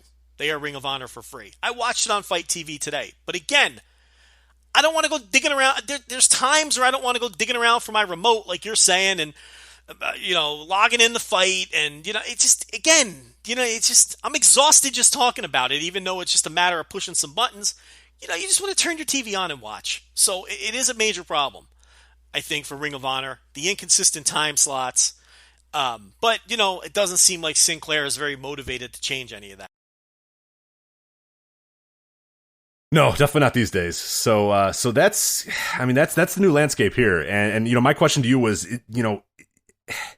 is it too much wrestling? Like, how do we, and I guess this is the thing that we're going to have to address on this show. And I know you've been discussing it, because you do the TV reviews on Patreon, patreon.com/voices wrestling, of course, of how do we, like, as a website, how do we, as this podcast, how do you, as somebody who does Patreon audio, how do you cover all this? Like, what takes priority? What takes precedent? Like, at what level do you have to just, like, for people that have lives, what I mean? When wrestling is not your job or your life and you have other things that you have to do, you have jobs, you have families, you have other activities that you want to do. Like, how do you juggle all this? Like, what has to get the axe? What do you watch? What's important? Like, it's at this weird level where I don't know that, like, I don't know what I'm going to watch. I don't know, because I feel like it's now my duty to kind of on Wednesdays, AEW and NXT, I'm going to have to watch that every single week. You have to. No doubt. I like that, because that's huge. Like, Raw, I was already not really watching Raw that much, and I probably won't anymore. SmackDown and Fox, like you said, is more important again. Like, I do feel like it is my obligation. I'm going to throw it on the DVR to watch SmackDown every week for a little bit, because that's a big thing. Moving to Fox is a big deal. And then those other people get lost in the mix, like something like a Beyond Wrestling. Like, I heard a lot of people say, oh, you got to include Beyond Wrestling, and I agree. Like, they have weekly TV, they're on Independent Wrestling TV, they do a pretty good job. We've talked about it sometimes on the show, but there's something that just gets absolutely lost in the shuffle unless that you've decided that your entire life is going to be pro wrestling, that every night of the week you're going to watch pro wrestling. Like, that's, because Thursday is like your one opening, yeah, honestly, or Tuesday if you're not a big Impact fan like that. Obviously, you know, it's fine to like Tuesday is your day that you kind of go off and do some other stuff and do other things too. But it's just like, how do you know, I try to reconcile this with myself, and I'm curious what listeners think too, and I'm curious what you think of like what becomes important. What do you kind of say? Okay, this I have to watch every week. This I don't have to watch every week. This I don't even have to care about whatsoever. Like Ring of Honor is at a point where I don't care. MLW, I really like watching MLW. Like even today, I find myself not having enough time to watch MLW. But then, like earlier, you know, today before we record this, I binge watched like the last 3 episodes of MLW because it's good stuff. I like MLW. I wish I could watch it more. I'm at a point now where do I honestly have an hour every week to watch MLW? No, those are. Listen, it's nuts. These are, and you just answered your own question that you were going to propose to me. These are the shows that are going to get squeezed. Okay, uncharted territory. Okay, no offense to Beyond Wrestling. No one's going to watch that except for hardcore independent wrestling fans at this point. Because you're going to, you know, look, Raw, you're going to have your 2.2 million habit viewers who are going to watch Raw every week regardless. I think you're dead on. Guys like me and you, if we're going to do this show, we have to watch the Wednesday Night War. We got to watch both of those shows. We have to know what's going on. We have to watch them in real time or at a very small delay at minimum. We got to be on top of AEW and NXT for the foreseeable future. There's no way around it. We have to watch it. Or, you know, stuff like Beyond, people are going to get burnt out, and that's going to be very low on the priority for people unless you're a hardcore indie fan. Ring of Honor is going to get lost in the shuffle. You know, Impact is going to get lost in the shuffle. It's just, because there's so much, and the stuff that isn't perceived to be hot is going to drop on people's priority lists. And it's not going to get watched. MLW, I might watch 2 out of the 4 per month. It's just a time issue. And that was before. That was before my Wednesdays were now going to be devoted to wrestling. So MLW is another one that I could see getting squeezed out. Someone like me, I just don't know where the hours are going to be in the day for me to consume MLW twice a month. I couldn't even watch it every week as it was. Forget it now. So yeah, there's going to be some losers here who really get squeezed out and suffer from just this deluge of content. Let alone if you want to watch a little Puro or some New Japan or some Lucha or God forbid you want to watch something that's not fucking new and you want to watch a pay-per-view from 1988. I mean, where's the time? So, you know, or just go to a fucking indie show, you know? So, yeah, I mean, look, I think it'll settle out and, you know, it'll be survival of the fittest, and we know who the fittest are, unfortunately. I don't think it's going to be a big mystery who the winners and losers here. Or Lucha. Yeah, Christ. Europe, or the entire fucking region of Europe and Australia. And patreon.com/voices of wrestling. I really don't know how I'm going to handle the TV reviews at this point. I'm just going to let it a week or two go by and figure it out. I mean, I figure I have to keep doing NXT and I have to do AEW. And it's like, but those are both 2-hour shows. I can't really do a third show on top of those two. Plus, whatever third show I do is going to feel like a third wheel. Because that is really just about NXT and AEW. They're going head to head. It's the whole war. So it's like, do you really want to shoehorn Impact in there? I mean, they're going to feel like, you know, the proverbial redheaded stepchild.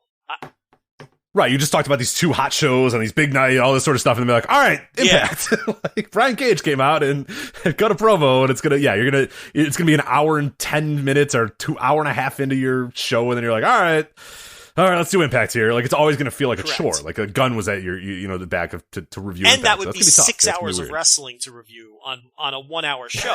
I mean, you know, right. I mean, some people, the listeners might not understand, but that's a lot just to consume it, then talk about it and squeeze it into 60 minutes.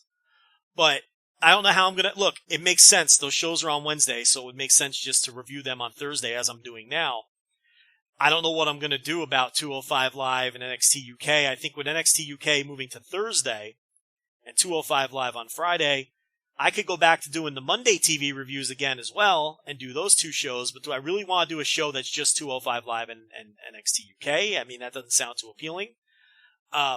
You know, Impact is the one that's going to get squeezed out again because it's on Tuesdays. It just doesn't work for me because it's after Monday and it's old news by Thursday, and you don't want it to be the third wheel like we already said. So I don't know what's going to go on. If, for the subscribers, I don't know what to tell you right now. I know this week I'm going to do 205 Live NXT and NXT UK as usual because nothing has changed yet. Following week, I'll probably do NXT and AEW, but from there, I really don't know if I'm going to add a second show or I don't know. It's all up in the air. I have to see how this schedule works with my schedule because now it changes our life patterns too. I never had to clear off a Wednesday before. You understand what I'm saying? Right, we use it to record. Yeah, we use it to record most times, including today. And I just realized that. Fuck. It's Wednesday right Wednesdays now. Have kind of, right. Fuck. They've settled into a good day for us to record, and now, I guess, not. Fuck. Yeah. Or we're just going to have to watch this shit. Who knows? See, this is all so I hate this. I hate this. Cancel all wrestling. Wrestling sucks. Let's just watch wrestling from the 80s and the 90s again. Listen. Let's just watch. Do we have another ad here? Do we have another ad to do? We do not have another ad. No, we do not. We're ready to go into. I guess you just say. No, I think it says week of September 19th on that ad. You might want to look at that again. No, we do have another ad. I'm not going to say the company in case we don't have the ad. We do not have that ad. It is next week. The ad is next week. I promise. Positive? I'm positive. Are you looking at it? I'm looking at it. Does it not say 9/19? It does. I'm telling you. It does. Wait, it's next week? I'm positive it's next week, yes. Okay, no ad. No second ad. Yeah, screw them. VoiceOfWrestling.com/Patreon. That's our second ad. Next subscribe. Week, 2 ads. Yes. So get ready. Yeah. Because, we dumped the boom, and we actually are getting ads again. So we're not doing this for free every week, like we were doing with Audio Boom at the end there. Remember that one week I buried the shit out of Audio Boom, and it mysteriously got cut off the end of the podcast? I do, yeah, that was interesting. By neither one of us? How did that happen, Rich? I don't know. Explain that one. You're right. That's a good one. Maybe this is getting cut off, and now nobody hears anything else that we're going to talk about. Well, they can't. Audio Boom doesn't control. They might have a way. Maybe they hack. They hack servers. They're upset. They're vengeful. But probably not. I have no idea. But no, next week. What a fucking joke. The ad is definitely next week. I went on that tremendous. I cut a tremendous promo on Audio Boom. It was good. It was really good. Yeah. And it just got lopped off of the end of the podcast that one week. It was incredible. Yeah, and I looked at my upload, and it was there. Like, the audio was there. Yeah. So I looked at the audio that I uploaded, it was there. But the audio that played to everybody, it was not there, so.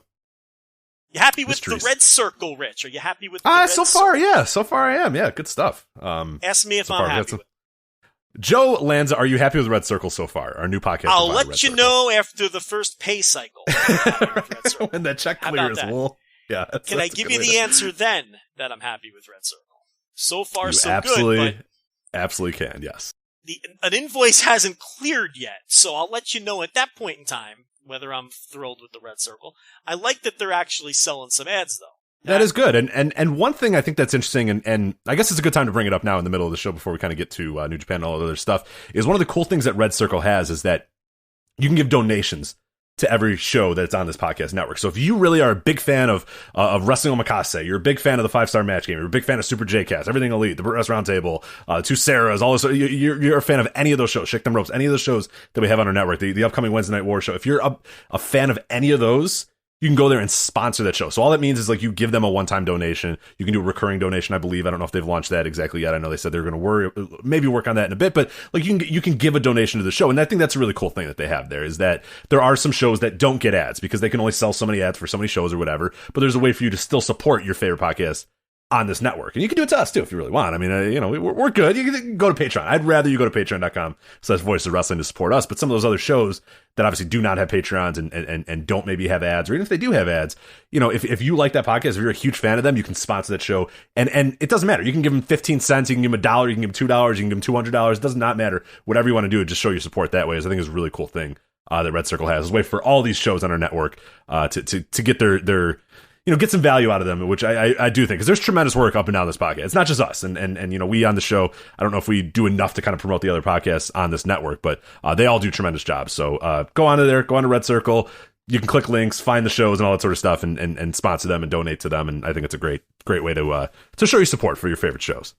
Yeah, truth be told, one of the reasons that we switched podcast networks was to help all of the shows make more income.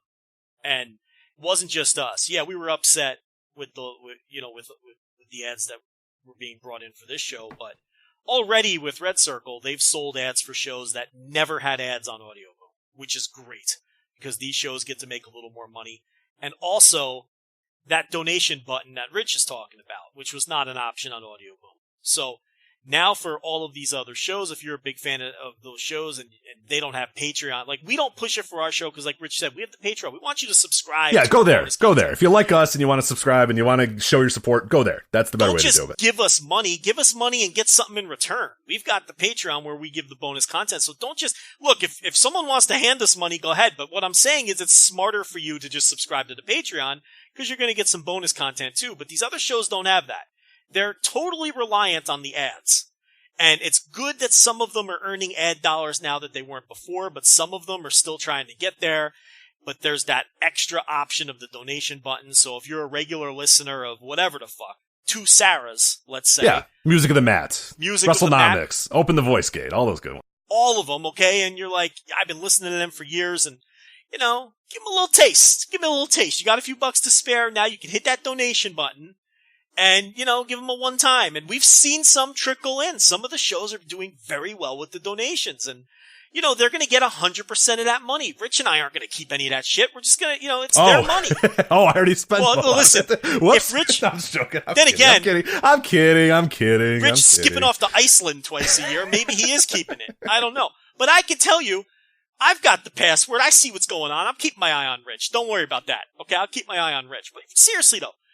We've already seen some of these shows earning a nice little chunk of change through some of those donations, and we want to see that continue to happen, as they all work towards getting ads. So this move to Red Circle was as much about helping the rest of the shows on the network earn a little money for all of this work they put in as well, too. So please, if you like some of those shows, consider throwing them a few bucks.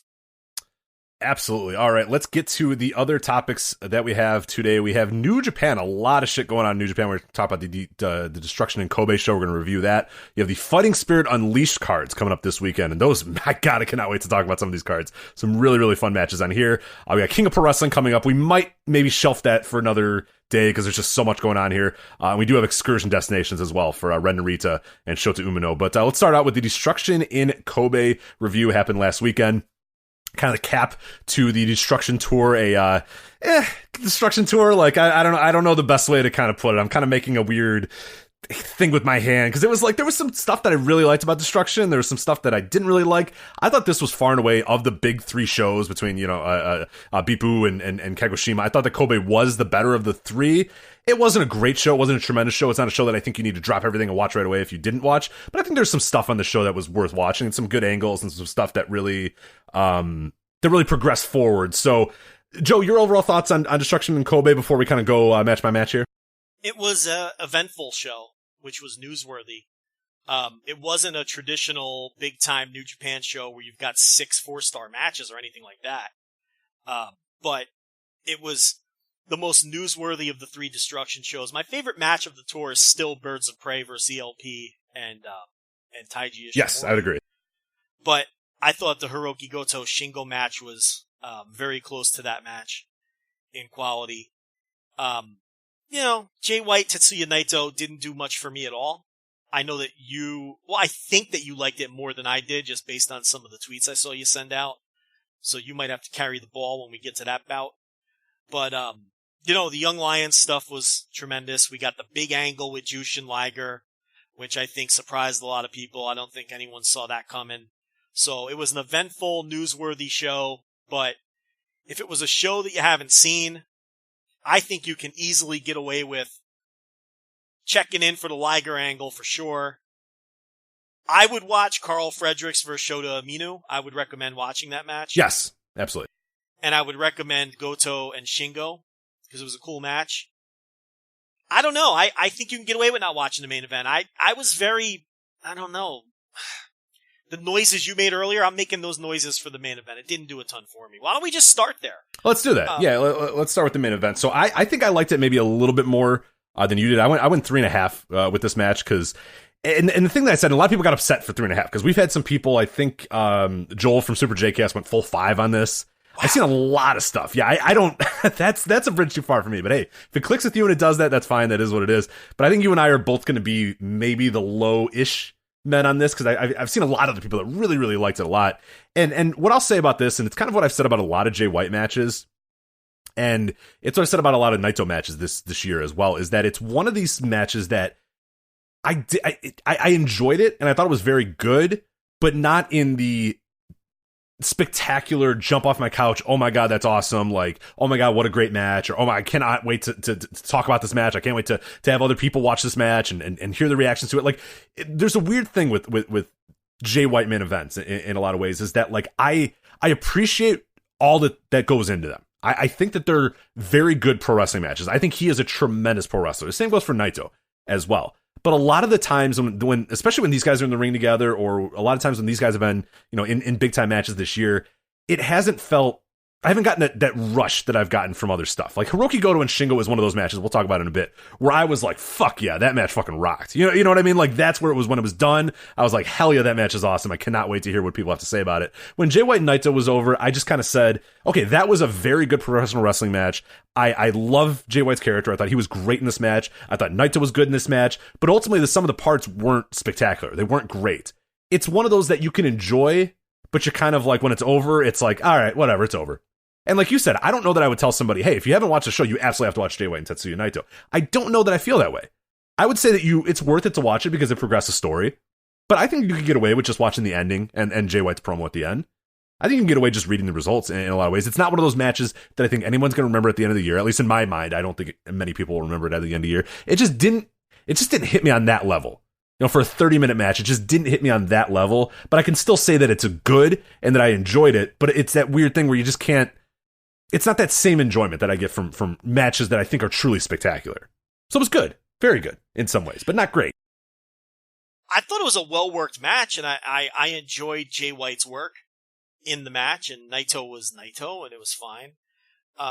Just to give you a little support here, Grapple has it at a 3.95 average, so not even a 4-star average for the match. I mean, so, and I'm just looking at some sample ratings, and, there's the random 4.75s and 5s mixed in. So this was a match that really connected with some people.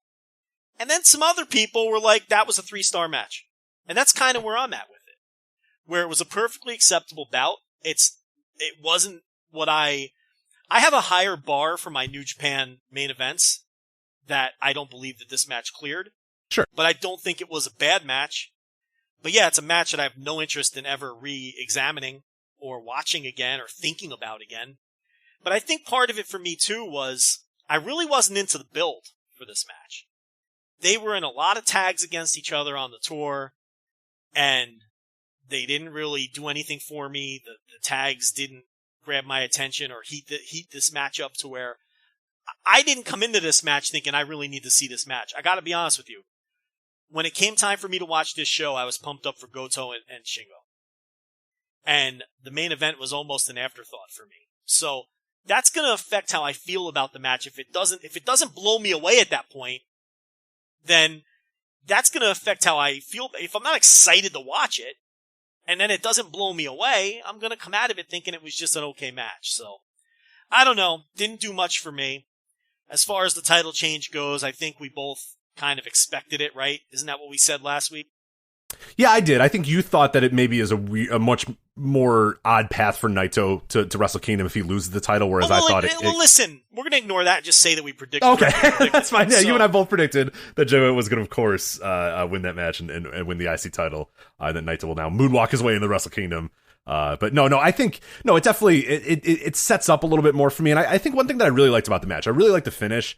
And that's the thing that I've really come to enjoy with Jay White matches, is that there are some matches where it's all bullshit and that's how he gets his win. And then there's some matches where he just hits, that move on you and pins you and it's over. And that's what I like. I like that. I like that aspect of Jay White, is that there will be some amount of bullshit, but when he needs to get a big win and get a big moment or whatever, he just goes out there and wins. You know what I mean? He just gets it. He hits that move in the middle of the ring and it's kind of shocking because you're sort of assuming that there's going to be 15 different kickouts and this guy's going to do that and that guy's going to do that. But it's just like sometimes he just hits that, and they've done a good job of making that Blade Runner into that move too, where he just hits it and it's like, fuck, and it's over. And I like that about that. Yeah. I like that when you have someone like a Naito who will hit these half destinos and they don't quite work, or you know, we've seen it with the Rainmaker a lot of times where we see the high-fi flow where, oh no, it's a high-fi flow on his back, not the stomach, so that doesn't count enough. Or like Kenny Omega and the V-triggers. Like, we've seen a lot of those in New Japan lately. I like the idea that Jay White, when he hits that Blade, it's just like, yeah, it's over. He hit in the middle of the ring and it's like, fuck, that's it. And the air gets sucked out of the crowd. And they're doing such a good job, too, of telling the story that this crowd is hates Jay White and just leaves and runs for the exits right away. And I think that's a creative idea by New Japan to do that as well. Because I think, truthfully, there's probably not many more people leaving. Like, nobody's, you know, there's the, oh, I'm going to cancel my New Japan World subscription, but they're back every single month. They're back watching this every single time. Thing. But it's a great way to... I do think that people leave when Naito gets beat by Jay White. And I like that Jay White taunts them. But where some people believe that they're leaving for the wrong reasons, I think they're leaving for the right reasons. Like, it's the right kind of heat.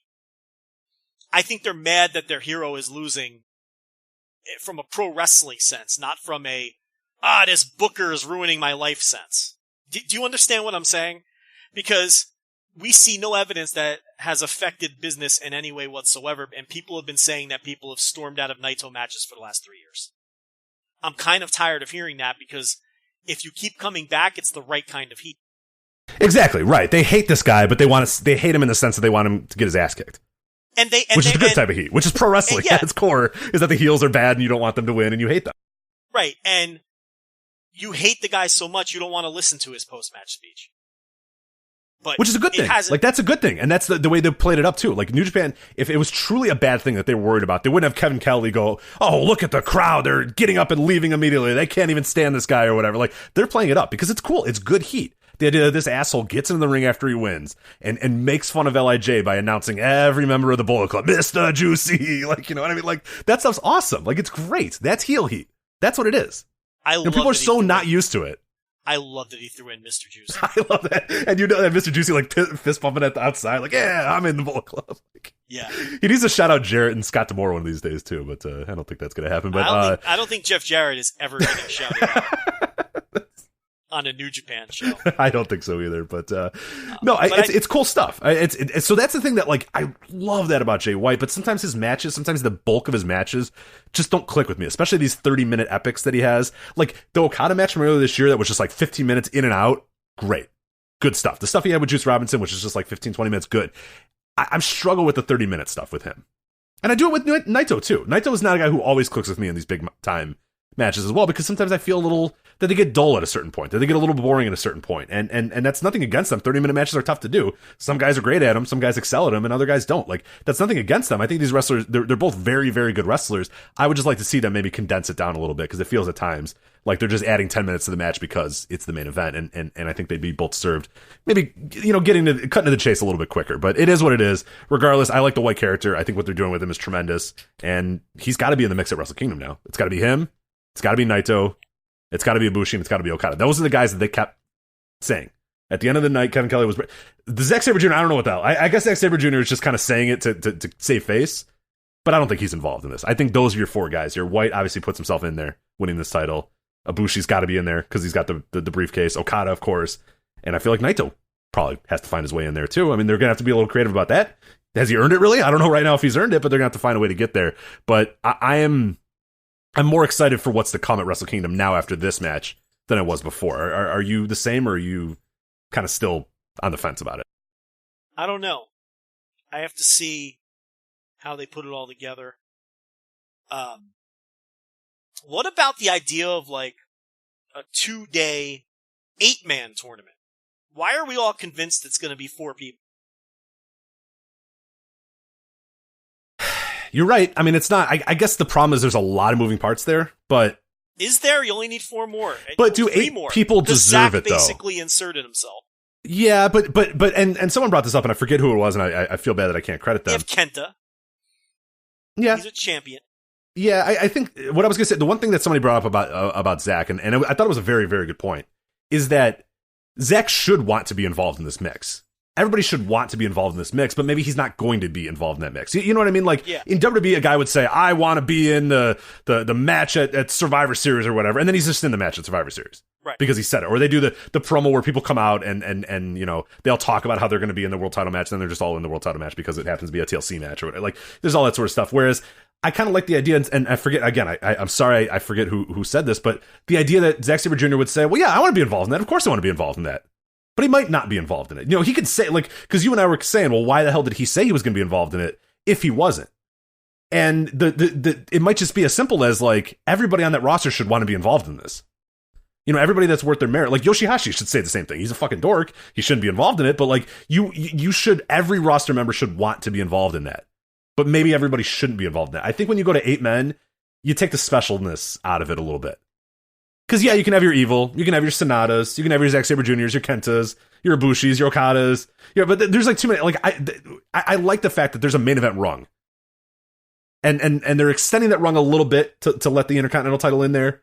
But that's it. Like, we don't need to be going down to let the never openweight champion in there. The U.S. champion doesn't need to be in there. You know what I'm saying? Like, I don't like that idea of opening it up to 8. That's where it gets a little too much for me. I don't even like the idea of 4, so I'm with you. But I'm going to give it a chance. And maybe as time moves along, if that is the route that they're going, I'll get excited about it. We'll see. Right now, I'm kind of just, I'm firmly on the fence, and I can go either way, depending how they build it, and how it ultimately plays out. But what did you think of the Goto Shingo finish? I saw a lot of people upset that Shingo lost to Goto. Now, Goto came out later and challenged Jay White, which kind of made it all make sense.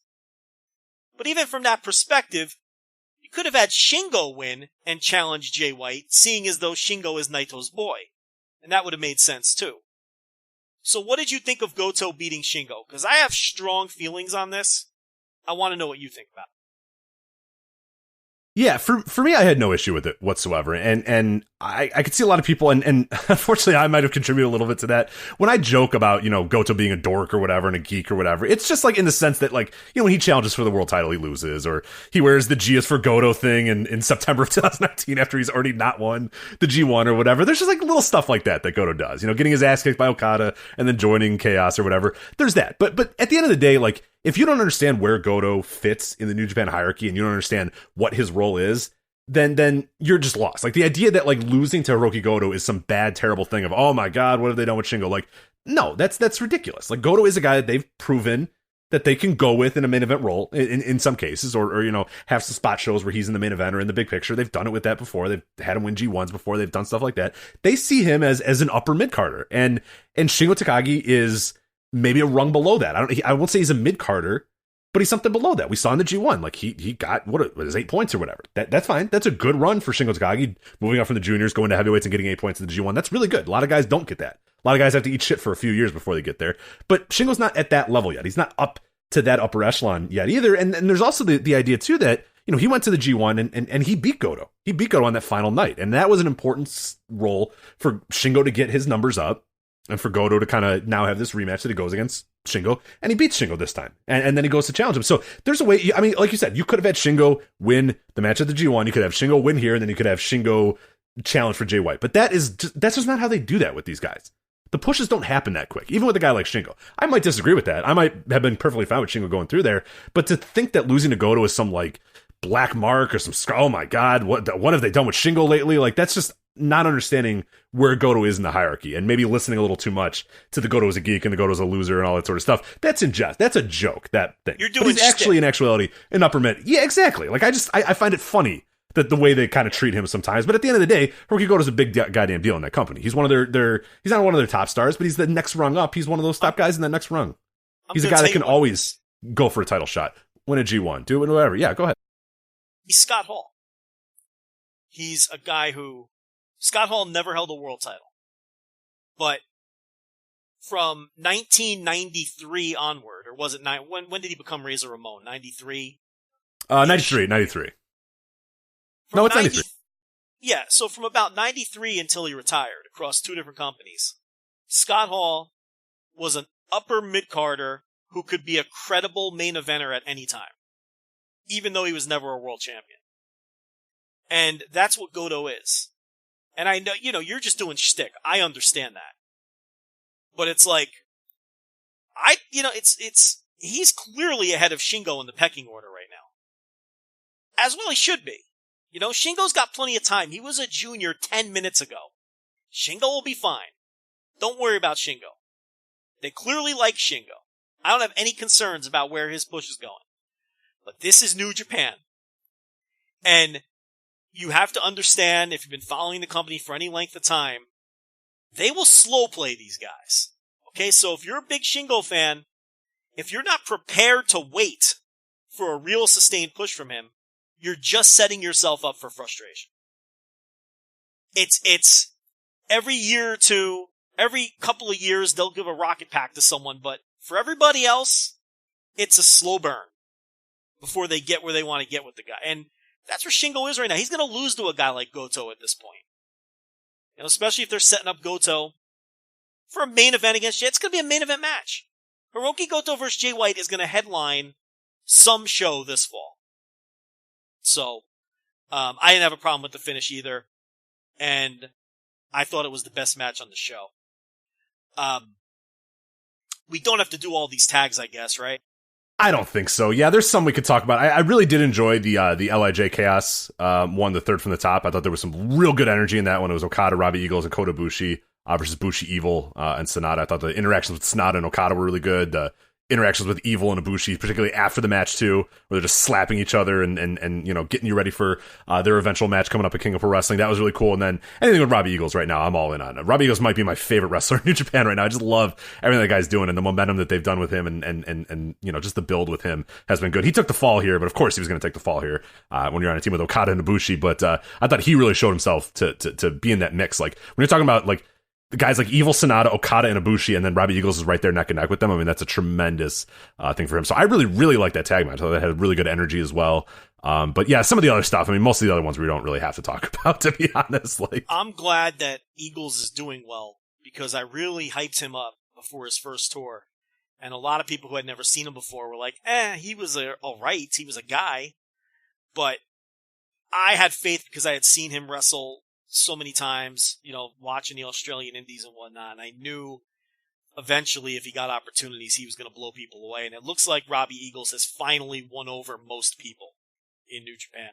Yeah, we talked about at the time too, that there seemed like there was not a lack of confidence, but a lack of like comfort when he first came in there. Like he wasn't sure what he was supposed to be or how people would react to him. And we talked about it. There was that one night, I forget what it was. He came out and we just could tell from the moment he walked out, it was like, fuck, this guy's got confidence now. He's ready to go. And then from that point on, he's been like, great. It might have been the best of the Super. I forget exactly where it was, but it was just like the first time he got in there. Maybe it was the second time they brought him back or something like that, where we were just like, all right, no, never mind. They got him. Like he feels like, okay, cool. I was worthy enough to come back and now I'm here and now I'm ready to go. Like, okay, cool. You have some faith in me. Let's go. And the similar thing happened with Chase Owens too. Like the first time Chase Owens was there, we're like, oh, Jesus, this guy weighing over himself. And that's another guy we thought would be tremendous in New Japan. And then like the second time they brought him back, it was like, oh, okay, you brought me back. Cool. All right, now I'm comfortable again. And then you kind of saw the true talent of that. So yeah, that was it's cool to see that out of Robbie Eagles. Yeah, sometimes it takes a couple of tours. It's an unfamiliar surrounding. It's unfamiliar fans. In the case of both Eagles and Chase Owens, they had never worked Japan before. So you're Chase Owens, you're used to working these Southern indie crowds, and you know what gets them going. You know the little things you can do. Robbie Eagles, he's working in Australia. It's a different environment. You're working with different people, so you don't know what your opponents are capable of doing. You don't know what you're capable. You're not familiar with them either. So sometimes it takes a couple of tours to find your footing and get comfortable. Maybe Mad Mikey Nichols will get comfortable at some point. Oh boy, is he still there? Like, well, he's on the tour that we're going to talk about. Oh, so, all right. I guess he's still there then. Sides. It wasn't.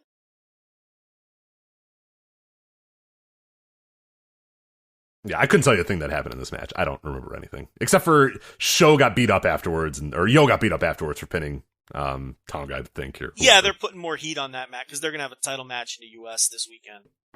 By the way, there's 3 New Japan shows in the U.S. this weekend. Right, there wasn't enough wrestling. Yeah, they're all sold out, so we'll get to those. And then, the Suzuki Gun versus Tanahashi, Liger, Romero, and Tiger Mask, that was where they did the big angle with Kish and Liger. So that wasn't even a match. I think officially Suzuki Gun may have won by DQ, or it was a no contest. I thought it was a no contest, but I think they did DQ because Liger put his, threw down a referee or whatever and used the weapons or whatever. So I think that I thought it was a no contest, but then I also saw that they maybe have put it as a DQ. But regardless, it didn't matter. It was barely a match. Nothing really happened. Yes, they did. Other than the Christian Liger. Nothing happened in the ring, I should say. But of course, a lot happened in the angle. So yeah, they did the great angle, and he had the railroad spike, and he put it through the table as he tried to kill Minoru Suzuki with a railroad spike. And they're going to have their match. I mean, they're not going to stretch this out to Wrestle Kingdom. They're 5th from the top at King of Pro Wrestling on an absolutely stacked card. So they're going to do that match right away. And then we had Fale, Chase Owens, and Yujiro defeated Toa Hanare, Togi Makabe, and Tomoaki Hanma. Rich, I have nothing to add on that one. Yeah, I got nothing, man. I remember. I guess it was a match. It went 8 minutes and 22 seconds, apparently. But, 6 guys with nothing going on is basically what that was. So really not much to break down. And then we had the Young Lions stuff. Clark Connors, to me, kind of a mild upset over Ren Narita. But then the match to, wouldn't you know it, Rich, by chance, the final match of the Young Lion Cup also happened to be the 2 highest point getters and was wow, unbelievable. Weird how that schedule worked out just perfectly. That's unbelievable. Crazy. Similar to when they do those G1s and the final matches always just come down to guys going in and out of the block. It's they're lucky over there in New Japan, I tell you. Really incredible. But Carl Fredericks is your Young Lion Cup champion. Were you a little surprised? Did you think they were going to go with Fredericks? I mean, Uminu, obviously, is the star of the class in Japan. Fredericks, the star of the class from LA. So, did this surprise you at all, or did it really not matter? Clearly, they are very bullish on both of these men. To me, I don't know that I was surprised, because I thought what I did is I kind of looked back at the prior Young Lions Cup, and I was thinking about this a little bit, because initially my reaction was, oh wow, I thought Shota Umino was going to win that, but I think that, we look at the prior winner was Kitamura, who obviously they had high hopes for as a heavyweight, a big time heavyweight or whatever, and that probably should have happened, but obviously many circumstances led to it not happening. And I kind of think the same thing here is when you look at this roster and you look at the guys that are in there, and we've talked about it a lot. Uemura, we love him. That guy's going to be something. I don't know what it's going to be, but it's going to be something. Suji, I don't know about Suji. We'll see about Suji. Narita, I think, is good, but I see him as kind of like a junior guy. I see him as like a roster fodder guy. Would you agree? Like, Narita's not. Arena's not going to main event a Wrestle Kingdom. No. Yeah. If you're looking at it from that perspective, no, he's not going to main event a Wrestle Kingdom. Correct. And I look at Umino and Fredericks, and I kind of make the same question. Okay, like, who is the guy that I could see headlining a Wrestle Kingdom? Who's the guy that I could see headlining an upcoming King of Pro Wrestling, in future years? And I love Umino. There's nothing against Umino, but you can't see Carl Fredericks and not think, fuck, this guy is going to be a huge deal. You know what I'm saying? Like, Umino, I love. I think he's tremendous. I think he's going to be the better worker of the two, all time. But you can't see Fredericks and not think, fuck, this guy could be a star. You know what I mean? Like, and that's where I think that they look at it as like, all right, look. A legitimate money-drawing star is what you're saying. Right. And that's nothing against Umino. I think Umino is going to be great. And I might be wrong. Umino might be that guy that main events Wrestle Kingdom, and Fredericks might fall off the face of the mat and never do anything, just like Kitamura. But when I think is they're looking at this and going, okay, who's the guy that we give this to that we can use later on down the line when we're trying to pump this guy up as like, oh, well, he won the Young Lions Cup in 2019 or whatever. Like, Umino will be fine. Umino, whatever they do with Umino eventually will be fine. But Carl Fredericks, man, there is something with that guy. There's it's just undeniable when you see him come out. You see the reaction he has. You see how he looks. You see the way he projects himself. Like, that is a dude that you could absolutely see main eventing a Wrestle Kingdom down the line. And I think that's where the decision comes at, is like, all right, look, Umino will be fine without this. It's okay, but this could really help Fredericks. This could really be another notch in the resume for Fredericks that we could use down the line and really use to pump him up later. So I think that's where the decision comes ultimately, is like, who do we see as being the big time guy that's going to, sort of lead us into it? Because you look at other, just quickly, some other, recent Young Lion Cups guys. You have 1994, you have Kojima. I say recent, I went to 1994. You have Nakanishi. 2000, you have Kenzo Suzuki, which at that time was a big deal, by the way. Kenzo Suzuki was supposed to be a big deal in 2000. You have guys like Ryusuke Taguchi. Again, 2004, maybe they have a little higher hopes. But then you have Goto in 2005. Then it goes away for, 11, 12 years. And then it's Kitamura. So you look at guys like Goto and Kitamura. I mean, those were guys that were clearly set up to be big-time main eventers, to be stars. And I think the same thing has to be said with Frederick, too.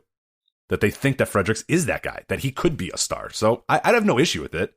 I'd be fine with either guy winning, but I just think Fredericks has that projectable thing that you can just say, like, fuck, this guy could be a huge star. This guy could really be it. And that's what I think it ultimately leads to. I mean, at this point, unless he quits, I'd be shocked if he doesn't become a star. That's how convinced I am already. He seems like he has his head on straight, so that doesn't really seem to be a concern. He's not a rookie. I mean, he's been wrestling for a number of years. So this is not someone who just took this up in the last year and then maybe will fall out of love with it. So you don't really have those concerns either. And he is the total package in every other way, particularly for the company he's in. He's everything they want. He's got the size. He's got the look. He's got incredible athletic ability. And he just jumps off the page. And, yeah, the only thing stopping him from becoming a major player, I think, is if he quits. I think it's that much of a lock. Shota Umino is going to be fine. Would not be stunned if he becomes a major player. He's going to go to Europe. He's going to go to the UK. They didn't specifically say Rev Pro, but it's obviously where he's headed. Maybe he can find the great Okarn while he's there. I don't know what's going with that. I don't know. You went away, and then have we found who else are we looking for? We're looking for a lot of the young lions right now. They've disappeared. Yeah, Kawato. Where the hell's he at? He did terrible in Mexico and disappeared, and he's not coming back to Mexico. And Kawato and Okarn are they're missing in action. And what the fuck? I mean, it could just be one of those deals where they're both going to get some kind of a push, and they're both going to come back as surprises at some point. You know what I mean? Because they've done that before. Or the other thing is, when guys disappear, sometimes it's just because they disappeared. And they don't really ever explain it. So, there's a lot of chatter that Okarn quit, but it's just chatter, so I've never put a ton of stock into it. I think it's just people speculating. And Kawato, I don't know. I mean, he seemed like a guy when he left who was starting to impress people. Look, he's a real funny-looking guy. And I never thought he had star potential, but I thought he had something that was going to make him a valuable roster member.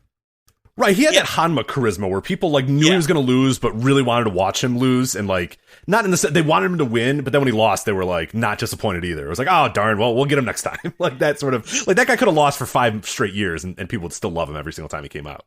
Well, I think you said a good thing there. It's he had a crowd connection, similar to Hanma had an obvious crowd connection in his prime. And I think Kawato was developing a real strong crowd connection before he left. I didn't think he was ever going to be a superstar or anything. But he did terrible in Mexico, by most accounts.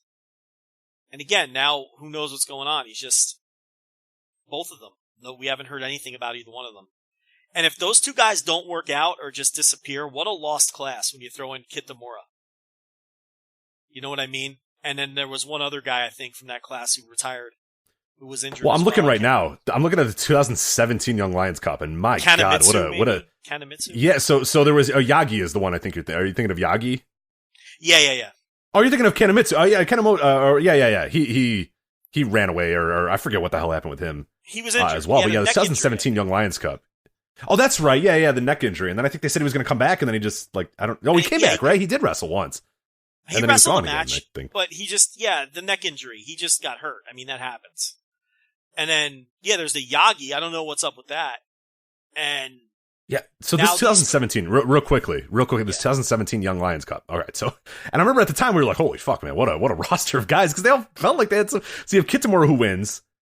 He, a mystery as well. We've heard murmurs of motorcycle accidents and this and that. I think he's just bodybuilding now. He just went back to bodybuilding, so that's it for Kitamura there. But he was a guy who, again, projectable, was like, fuck, this dude could be a huge star. This guy could main event Wrestle Kingdom. You have Kawato, Oka, Umino, Narita, and Yagi. So Umino and Narita still hanging around after 2017. But those top 3 there, Kitamura, Kawato, Oka, missing in action, and then Yagi's just gone completely. Yeah. So fuck. If those two guys don't come back, that's really a lost class. Because, people are going to associate Umino and Narita with this class as well, because they're not going away until now. They're going away now. And Narita is going to LA with Shibata. So, notice he's not going to Ring of Honor. I mean, I think that's notable. Oh, absolutely, for sure. So, he'll go to LA, and presumably he'll get booked out of that LA office. And it's going to be really interesting to see where he gets booked. So, and I would assume that Shota Umino is going to do a heavy dose of Rev Pro. Okarn was working every Rev Pro. He got plenty of work when they sent him to Europe. So I'm not worried about Umino. He'll get plenty of work, and he'll work with decent people, and he'll be okay. Hiromu, I think, went to Europe first, and then went to Mexico. So, Europe isn't a bad stop. So yeah, we say goodbye to Narita and Umino. And, the LA guys, maybe they'll drift back in and out of Japan a little. But, great tournament. I mean, a lot of fun. And every match I watched, and I watched all of them, so we're all there were no bad matches or matches where I would say, oh, skip that one. They were all really good, but they were all very similar.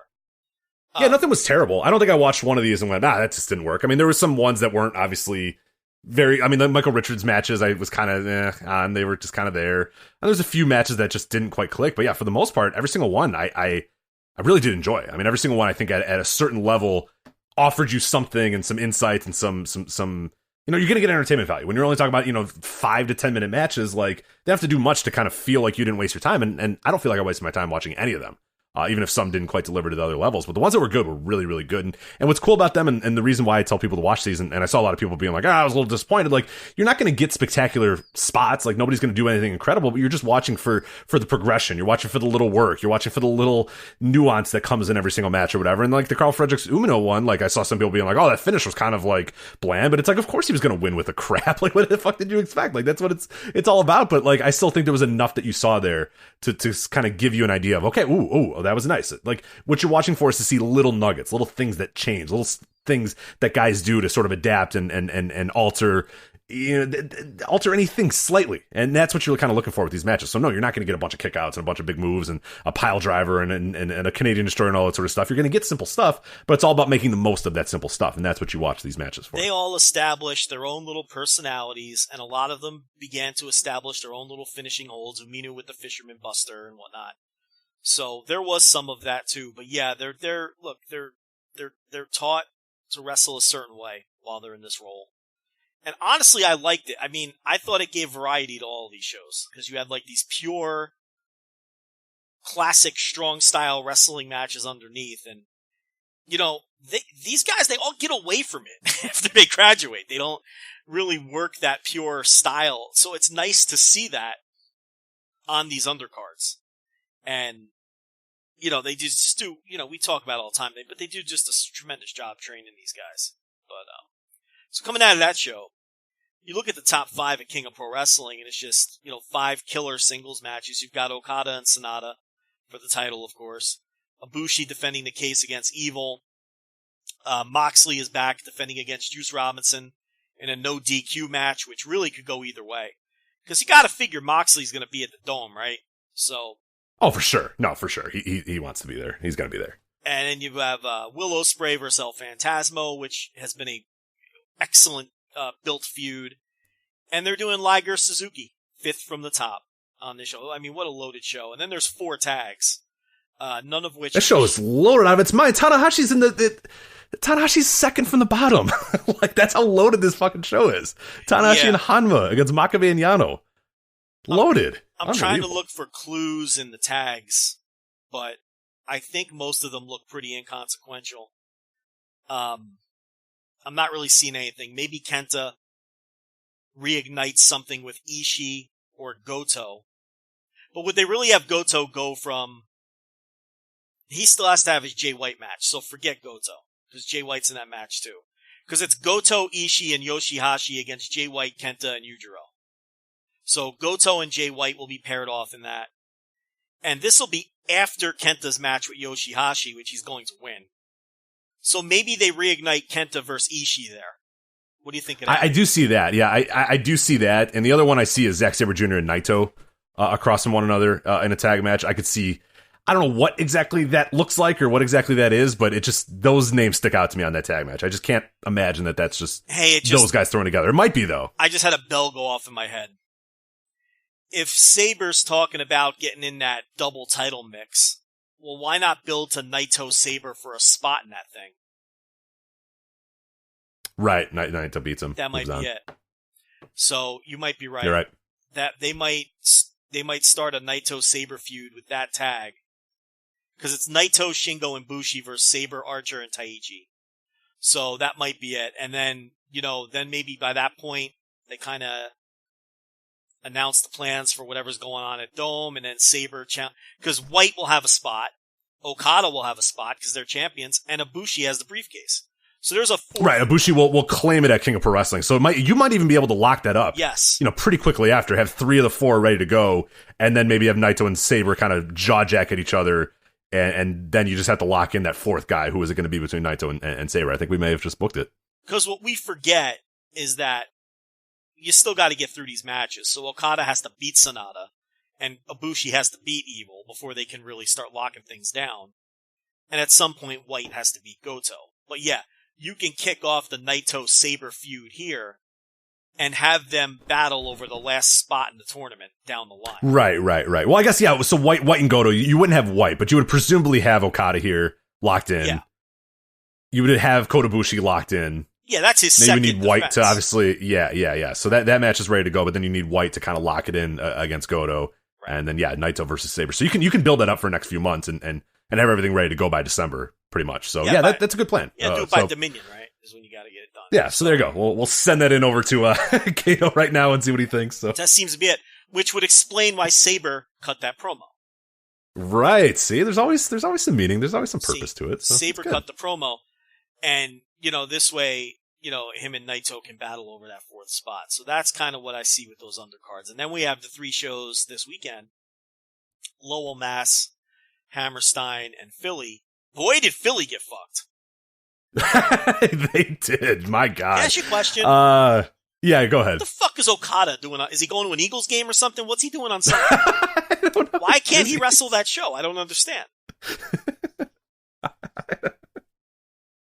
Are the Eagles playing that day? No, I know they're playing that day. Are they playing at home? No, they're not. They're playing Thursday. Well, he's got no excuse then.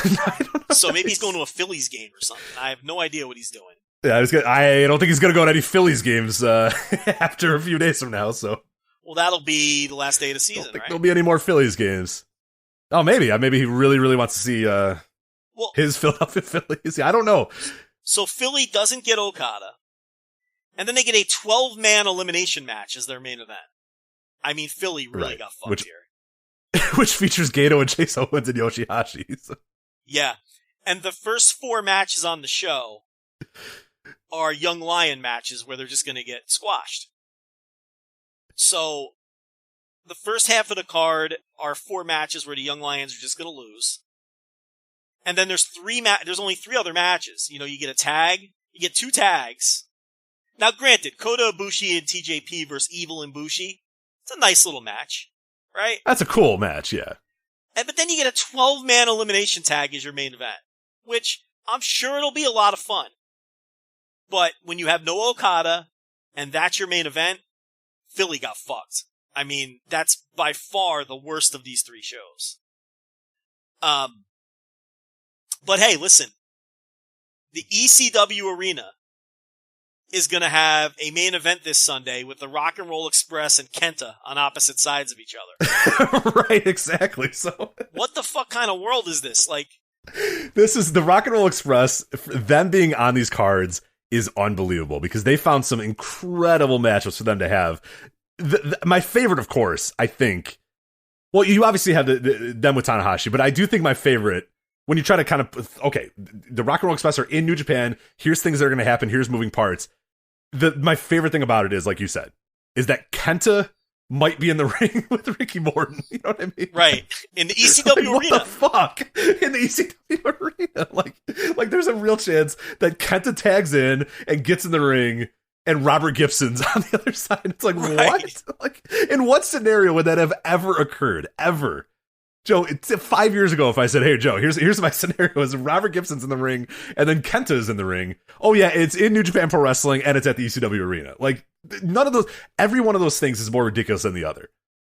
It's like, wild. Robert Gibson and Kenta being in the same place at the same time blows my mind. And then it's also in New Japan at the ECW arena. It's just unbelievable. The stuff that they have with these guys is really fun this entire weekend. I mean, I guess we'll do that before we kind of break down some of these other matches here, but at Lowell Mass, Rock and Roll Express versus Chase Owens and Jado. That is going to be the most southern match you've ever seen in your life. Can you imagine? Here's what bothers me about that one.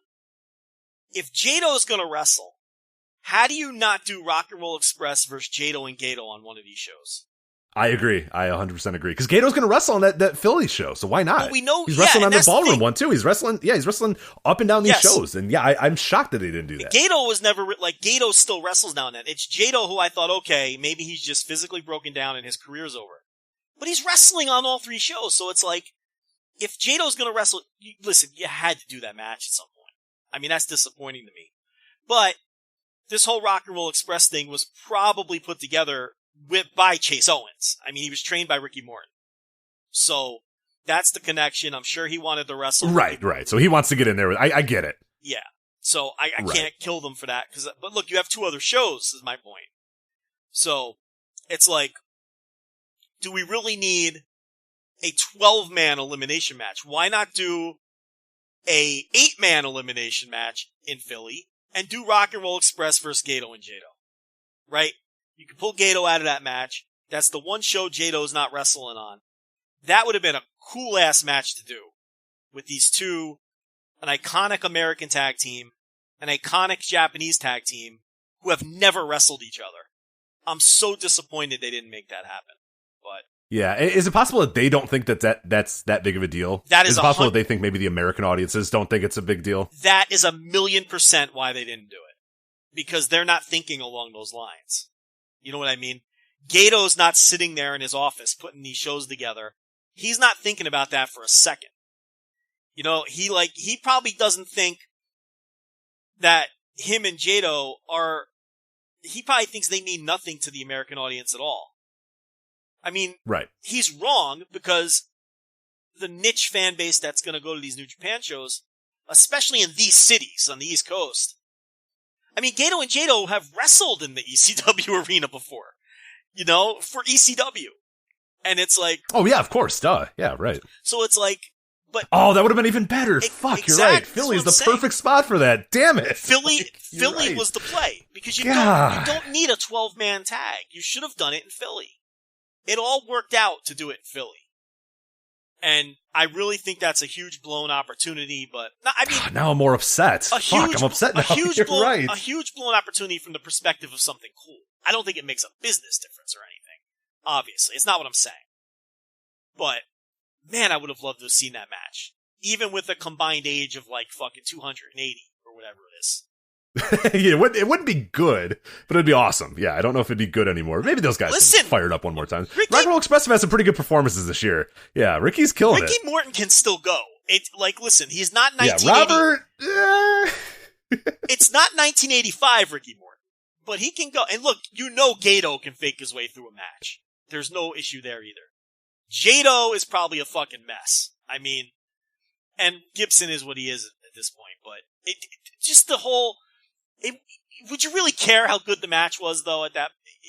No, who cares? You want to see those guys come out. You want to see the entrances. You want to see a hot tag, and that's all you really need. Is Gato being scared, a hot tag. That's all you need, yeah. You want the record books to have that match, is what you want.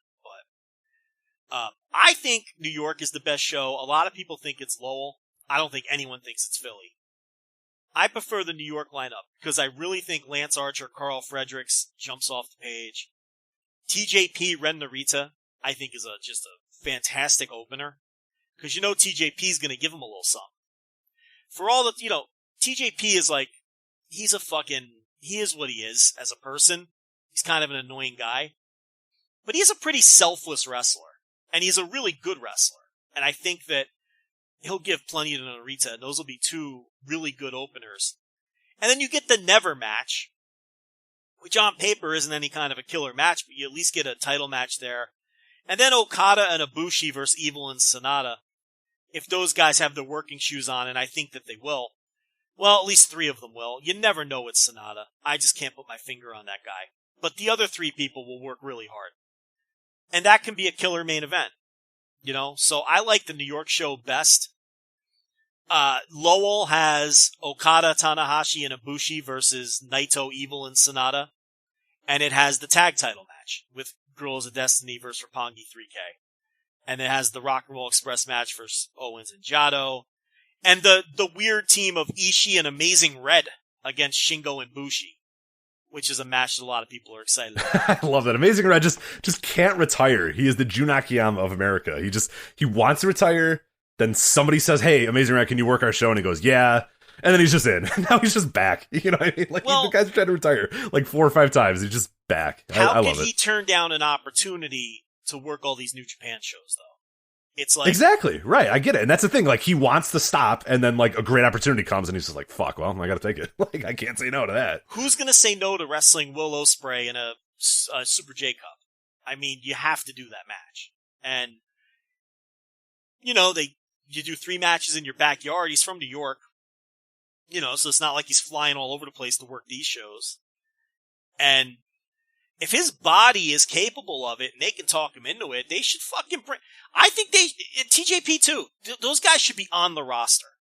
If they're, you know, like if... Absolutely. Great. Yeah. Great assets to the roster. If Red's body's up to it, of course. Which, obviously, he's been trying to retire because of his body. But TJP, I mean, he was trained in New Japan. He's available. He's awesome. I mean, it's a guy that they use him in the States, obviously, but fuck it. I mean, I'd bring him on. You know, you're gonna bring on Mikey Nichols. I mean, why wouldn't you use TJP full time? I mean, it just, you know, there's no reason not to. But yeah, so I don't know. I prefer the New York show. Which of the shows do you prefer here? Yeah, well, so the one thing that I really like about the New York show, and I was, trying to kind of explain the rock and roll thing, like, you got Tanahashi in the Rock and Roll Express, which that's fucking awesome. Like, you know, we talked about, like, maybe missed opportunities. Well, the one opportunity they didn't miss was having Tanahashi and the Rock and Roll Express together. I mean, that is, like, the most babyface match that ever babyfaced, and they're gonna win, and they're gonna air guitar, and it's gonna fucking rock. So that's really a lot of fun. And they're against the LIJ team, too, and it's Naito, Shingo and Bushi. So that's a really cool match. I think Bushi probably takes the fall there to give, Tanahashi and the Rock and Roll their spot there. So I like that. But as far as the shows, I think I like the New York one the best. The Lowell one is close because I think there's enough there to kind of... It's competitive, at least, with the New York show. I think the New York show is far and away the best. Lowell is a close second, and then Philadelphia is like the farthest third as humanly possible. Like, that show doesn't look like... That show is, like, fine for a hardcore New Japan fan. Like, I'm going to watch it eventually if they pop up or whatever. And anyways, we should mention that the New York one is the only one that's going to air live. The other ones... Where are these airing? Who knows? Yeah, so the New Japan World for the New York one, and then... Shrug for the other guys. I don't know. They'll show up in a... And that was like a late announcement. That was a really, like, I think 2 or 3 days ago they announced the New York show was going to air live on New Japan World. So that one is going to pop up. The other ones, presumably they'll film and presumably they'll show up, but I mean, could be like the J Cup where it comes 3 months later and nobody cares anymore. Did you watch J Cup yet? No, and I don't think I will. Neither have I, because it's such old news I can't motivate myself. I watch, a lot of the stuff I watch was either for my own, like, or I watch it for the show. And it just felt like the Super J Cup wasn't relevant enough to the show for me to watch it. And I want to watch Amazing Red and Ospreay, and I probably will. Like you said, the time when I watch that is December. Yeah. Like, when I'm like, all right, look, I got nothing else to watch. Tag League's going on. I don't give a shit about the World Tag League. I'm kind of caught up, and I'm trying to do my end of the year stuff. All right, let's watch this. Like, that's absolutely when I'm going to watch the J Cup, is December. Because that's the issue. If it's not with me in a week or a week or two, then I'm just not, like, Bull's going to be the same way. I've tried to watch Bulls in past years. This year, I don't think I'm going to watch Bola. It's impossible. It's hard. Or I'll watch it all in December in one weekend. Like, I'll just binge watch Bola or whatever. But I'm not going to watch it when the DVD drops or whatever in fucking October or whatever. We're not going to... How much is going to be going on in the end of October, early November? We're going to be sitting here talking about, a 2.5-month-old match. I mean, get out of here. Can't justify it. There's stuff every weekend now, so I have to watch the stuff that's timely. that, we're that number one we're going to talk about on the show, and I want to keep up. So when shows come out late like this, I'm with you. It's hard to find the motivation to watch. I will absolutely watch the Super J Cup on some lazy fucking, day when I'm home alone and I'm caught up on everything else. I'll throw it on, but it hasn't been a priority and I haven't gotten to it, but I will.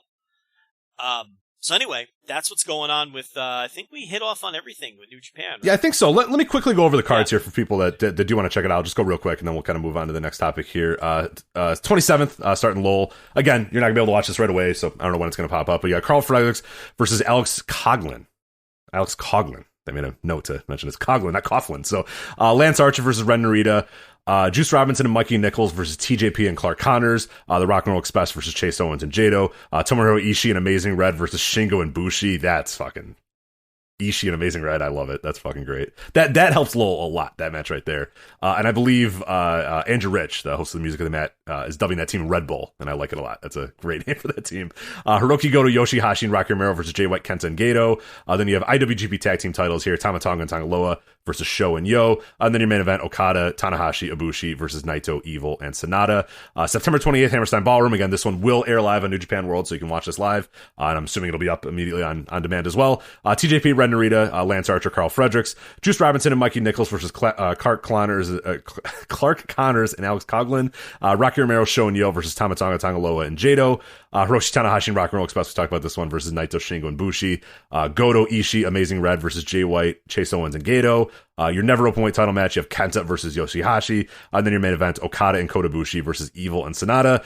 And then finally, and mercifully, September 29th, Philadelphia, Romero versus Connors, Nichols versus Fredericks, Archer versus Coughlin, Amazing Red versus Ren Narita, Juice Robinson, Sho and Yo versus Naito, Sonata, and Shingo, Kota Ibushi and TJP versus Evil and Bushi. And then your elimination match, Hiroshi Tanahashi, Hiroki Goto, Tomohiro Ishii, Yoshihashi, and the Rock and Roll Express versus Jay White, Kenta, Tama Tonga, Tangaloa, Chase Owens, and Gato. So that is your Fighting Spirit Unleashed weekend. And as we said, we talked about King of Pro Wrestling here. We'll do a bigger preview as we get there, but that's an absolutely loaded show. And yeah, there's a lot going on in New Japan right now. And I'm a little fired up. I always have this kind of malaise after the G1 and this kind of come down during the Destruction Tour. Every year we talk about this. Every single year we talk about this malaise, but I'm all back in, man. I loved Kobe. I loved all the stories that came in with Kobe, and I'm excited about King of Pro Wrestling, and this weekend sounds really fun too. So I'm back in. I was a little down on New Japan for a while, but I'm all the way back in. So. Do you see, have you seen this spot by Raul Mendoza on NXT tonight where he did the springboard side headlock takeover? Yes, it is fucking great. I for people that have not seen it, you can go to the at Voices Wrestling Twitter account. I quote tweeted it and said, "This spot fucking rocks." Holy shit, is that the greatest spot I've ever seen in my life? That's my guy.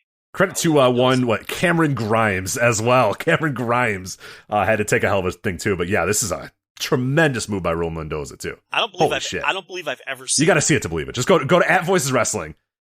I've watched it like 1,000. When I forget what we were talking about, and I found it and I saw it, and I probably watched it like 37 straight times to try to figure out how the fuck it even happens. Like, how the hell do you even do that spot? Like, it's unbelievable. And then it's so good. And then he just slaps him in a side headlock when they hit the ground. It's so seamless.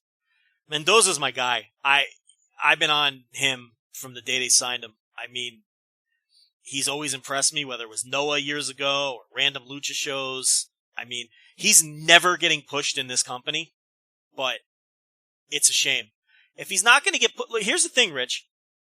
I don't even care if they ever, it'd be nice if they push him, but I don't care if they ever do. Coco Beware never got pushed. I loved watching him wrestle no matter what. You know what I mean? Sure. It's like, oh, yeah. Yeah, that's fine. Like we've come to a point now, and you talk about it all the time too, where people are like, oh, that guy deserves it, or this guy deserves that, or this guy deserves that. Like, nah, sometimes it's cool to just have a guy that's just like there. Like, I hope he's employed for years and just has great matches for like 8 years. And you know what I mean? Like, it doesn't always, not everybody has to be a superstar, not everybody has to be the main eventer and win titles. Like, I'm fine with that. As long as it's respectable and he's having good matches, fine with me. So it's like, if he gets pushed, great.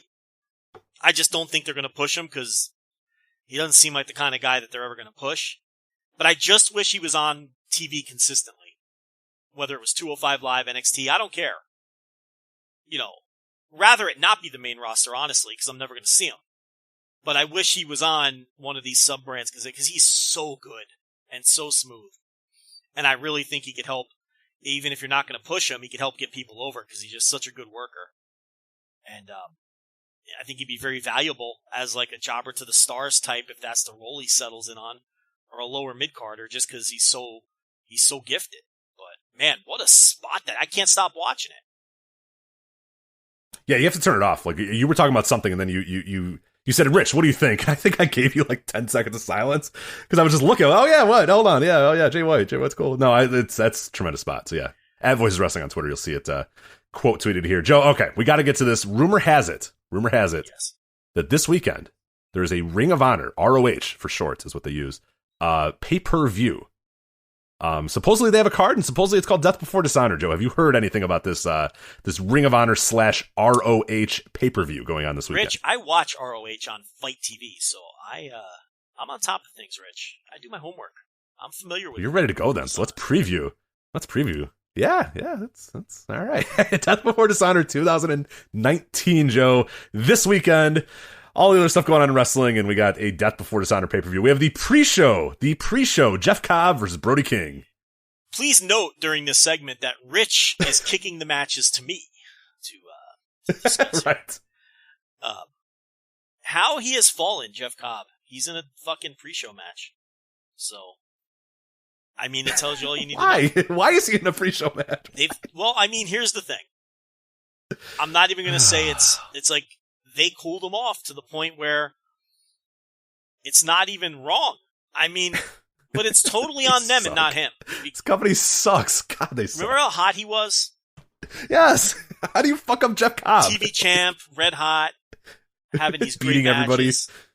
beating Dragon Ball Z geeks, beating those Future of Honor geeks. And Brody King, Great. Brody King, another guy who in theory should be pushed. I mean, so, I don't know. There's your pre-show match. Pre-show. Jay Lethal versus Jonathan Gresham. Look, these guys had a feud, what was it, last year? Where they had a bunch of matches. Yeah, some great matches out of it, too. Some real fun matches out of it, Yeah, I mean, I didn't like those matches as much as other people did, but, but people really seem to enjoy when these two guys wrestle, so, that has a chance to be good, yeah. All right, so move on here. Anything goes, barroom brawl.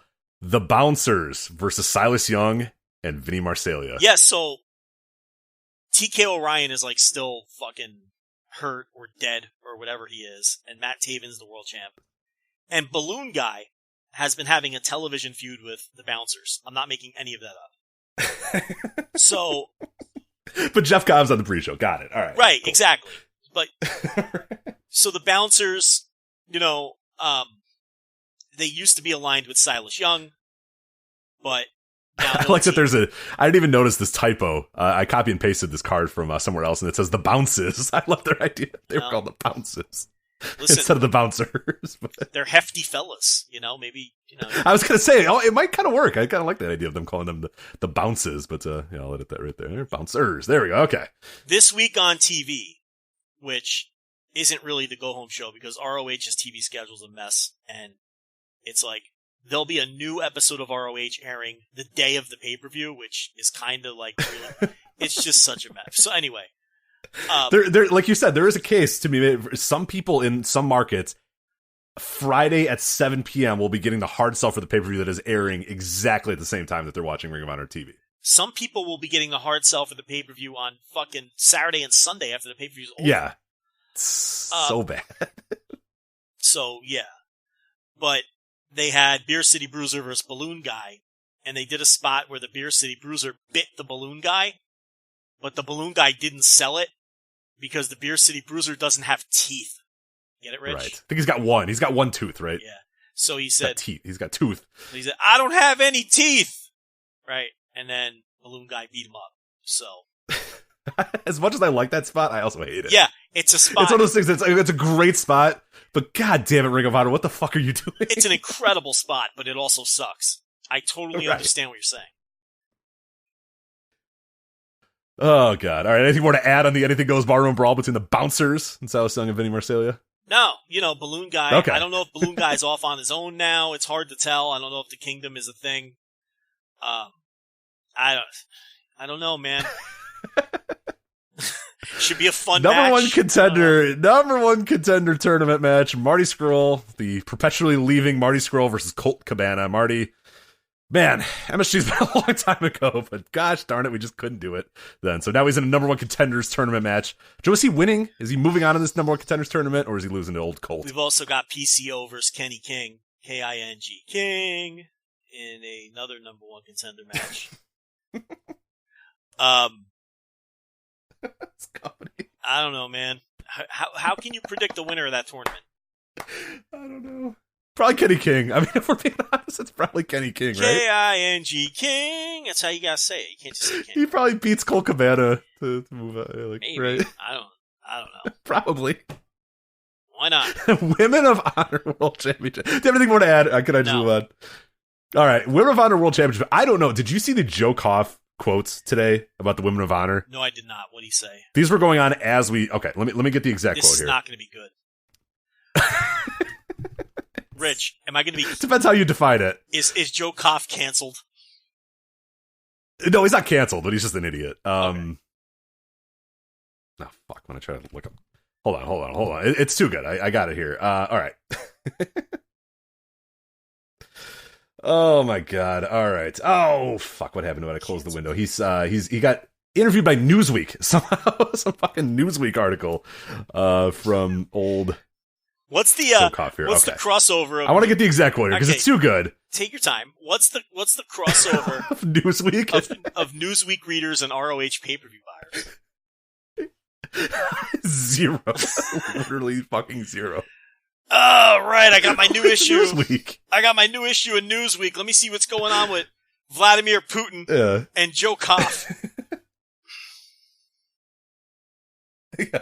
And Ring of Honor's Joe Koff talks to adapting the burgeoning wrestling industry, Death Before Dishonor, and more in the sports. Okay, so the question from Newsweek is, there's a lot of promotions promoting their women's division. How does Ring of Honor plan to make the Women of Honor division stand out? Okay? I know what he said. Good. By hiring all-time great... What did you say? By hiring all-time great Angelina Love. You're not far off. He says, quote, talent will speak to that. And the reason you see a slower growth is because we have high standards for our talent. There's a lot of women's wrestling and good women's wrestling. To be a wrestler right now is an excellent time. To be a fan is an excellent time. The business right now, it's a cyclical business. If you followed wrestling before... One sec, they played a random video in the background here. If you followed wrestling before, you've seen these cycles before. Maintaining, staying focused, keeps you in the game to keep playing and playing on. I have no idea what the last part is about whatsoever, but he does... What's he saying? I have no fucking clue. He does bring it back, though. He says, our women's division is strong. It's not huge. We are still looking for a stable of high-profile women. And that's not to say women who are wrestling aren't, but you need more than 4, 5, or 6 to have a robust division. And there's a lot of training and development going on. And we are a patient company. So I don't feel the need to rush that out. We've had some pretty good signings over the last couple of months in the women's division, and I think you'll see an uptick in that shortly. Joe Koff.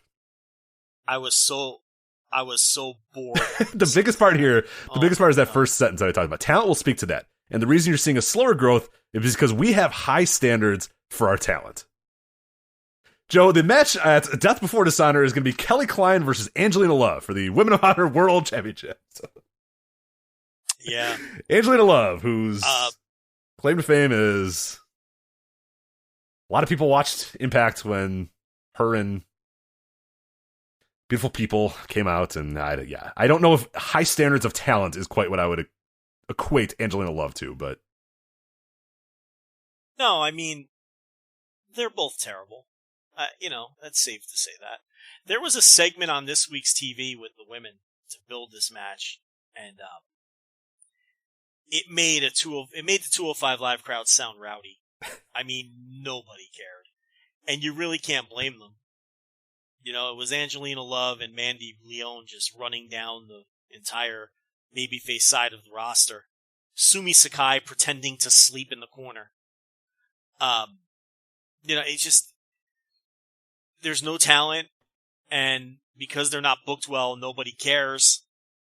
And that match has a chance to be one of the worst pay-per-view matches of the year.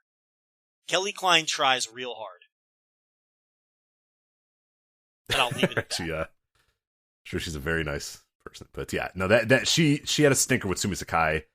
I cannot imagine her being the one that's going to have to lead Angelina Love through this match. I mean, that is going to be oof.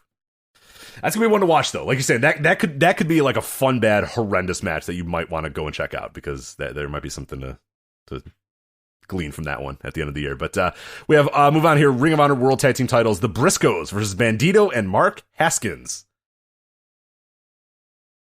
Bandito and Haskins, they beat Villain Enterprises to earn the title shot. So I think this will be the best match of the night. Haskins always tries hard. Bandito's pretty great. He's banged up, though. He had a rough weekend at Bola, from what I understand, from a health standpoint. And then, the Briscoes. So I think that has a chance to be the best match. All right, so somebody who hasn't watched much Ring of Honor TV as of late, is Lifeblood still around? I know that these two men were in Lifeblood. Is it still hanging out without Juice Robinson around? I mean, they're all still loosely aligned, but yeah, like the leader's gone and Tennille's gone. Fucking Tennille Dashwood's gone, and but again, I don't even know what's going on with the Kingdom because the fucking the guy who's always gotten to on Twitter hasn't been around in a long time. Horse guy. I believe his name is Horse Guy, Joe. Yeah, Horse Guy, and the Balloon Guy's hanging out with Silas Young. So a lot of these factions are just like, I don't know. It doesn't feel like I don't know. This may shock you. It doesn't feel like there's a lot of booking attention into a lot of interesting development there. Ring of Honor. Who knew that they were? I'll tell you what. Listen, Villain Enterprises though is still like all their shit is still really good, and like there's still some energy with Villain Enterprises. The rest of it, though, yeah, and I think what's cool about Villain Enterprises is they're doing some of their own stuff too. I saw that they launched like their own like YouTube channel and their own, so they're trying to sort of. Well, of course, because exactly, why wouldn't right. you? I mean, what's Ring of Honor? That's what I'm saying. So, like, all the credit, give some credit to Ring of Honor, but give a lot to those guys too, because I think they've done a great job of promoting themselves and getting themselves out there. And I'm fascinated to see what happens this September with Marty Scurll. I think WWE is obviously in play, AEW is in play, but this is a weird guy, man. You never know what the next step is going to be for Marty Scurll. He tends to, like you've said before, like kind of go away from the norm and go away from what a lot of people predict he's going to do. And, even when he went to Ring of Honor the original time, it was like, oh, okay, all right, that's kind of weird, but all right, let's do it. Like, I don't know. I don't know what the next step is for Marty Scurll. I have no clue, but I think the Villain Enterprise stuff has been pretty fun, and a lot of it is those guys making it special for themselves. Marty Scurll has often made what appeared at the time to be head-scratching career choices, but it always seems to work out.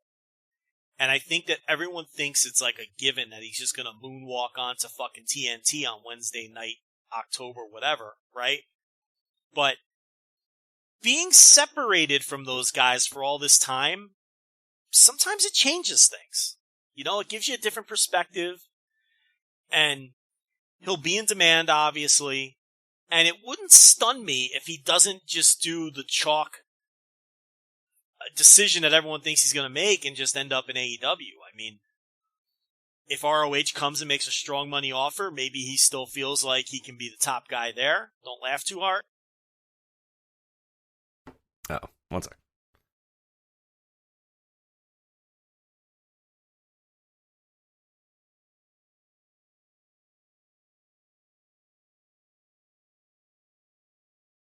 All right, go ahead. I think it's been good about recording that lately. I think it has a 3-hour limit where it drops the recording. It's kind of happening at the same time both times, but just pick up wherever you left off. I forget what you were saying. Okay. So anyway, we had a little recording snafu there, but I was talking about Marty Scurll. And look, it's just, I don't think it's an absolute given that he ends up with AEW. I would still make them the clubhouse leaders.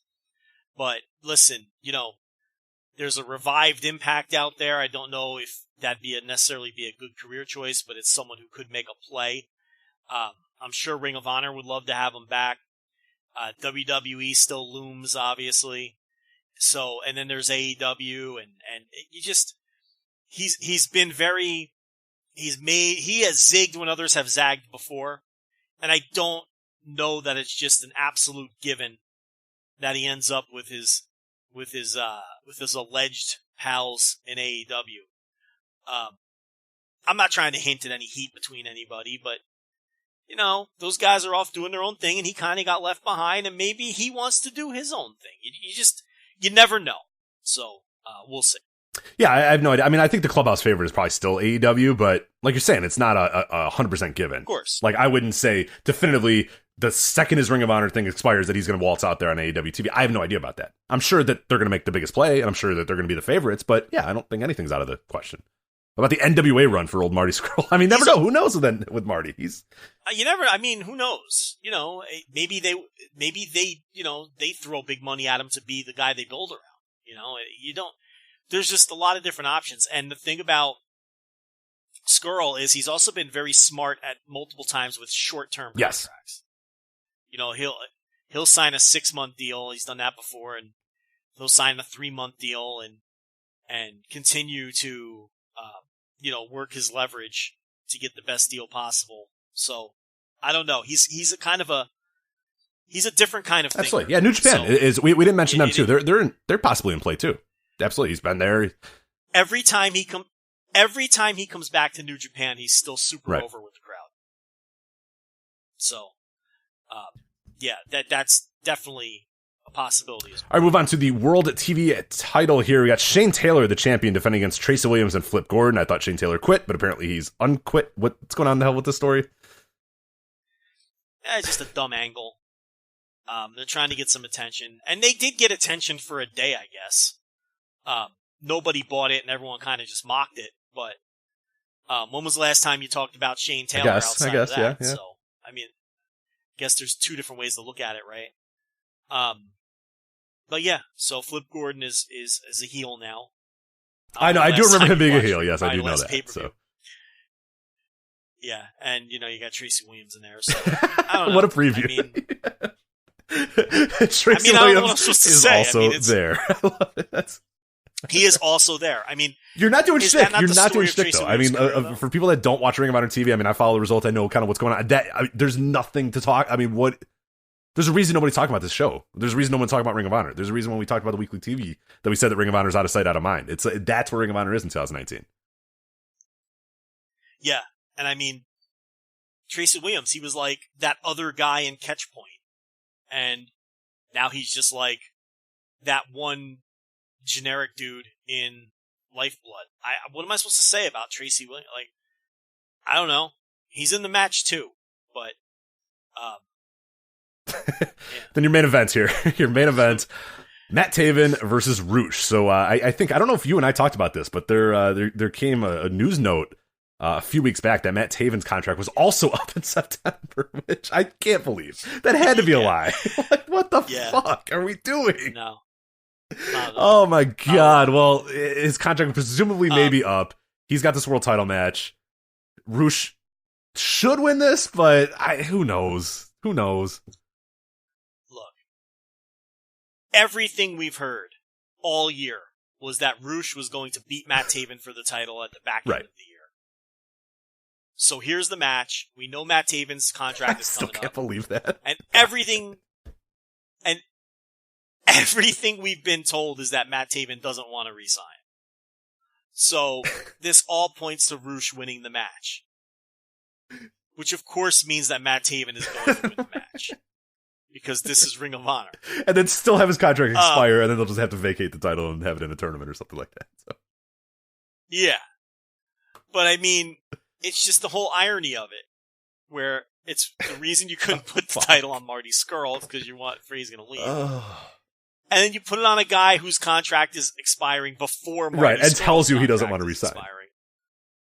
Who tells that could be leverage. That could be leverage too, which is smart. And it could be. That's right. And who is also less over than Marty Scurll is as well. So I don't know, man. I don't know how to even approach this. Company is exhausting. Oh my god. Ugh. It's like, I don't even know if it's exhausting. It's more, the emotion is more like confounding. Like, you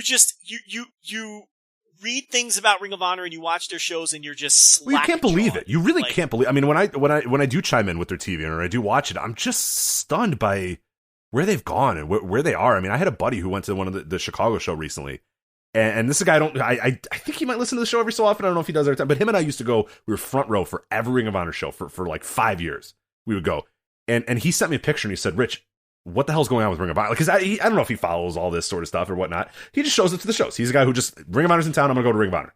He showed up and he said he took a picture. And he said, "Rich, what the fuck is going on with Ring of Honor?" And there was like 3 rows of seats around the ring, and we were just there 2 years ago, and there were 12 rows all around the ring, all up at the bleachers. There was 3 rows. He walked in and bought a front row ticket in Chicago for a show, and he's like, and he doesn't know what's going on. He goes, "What the fuck happened here?" And I had to go, "Oh boy, well, here's the story." And I had to send him a bunch of things, and he enjoyed the show. It was fine. It was an okay show, but it's just like, who do they serve? Like, who is the Ring of Honor fan these days in 2019? Don't know. Like, who is that hypothetical person? Matt Taven.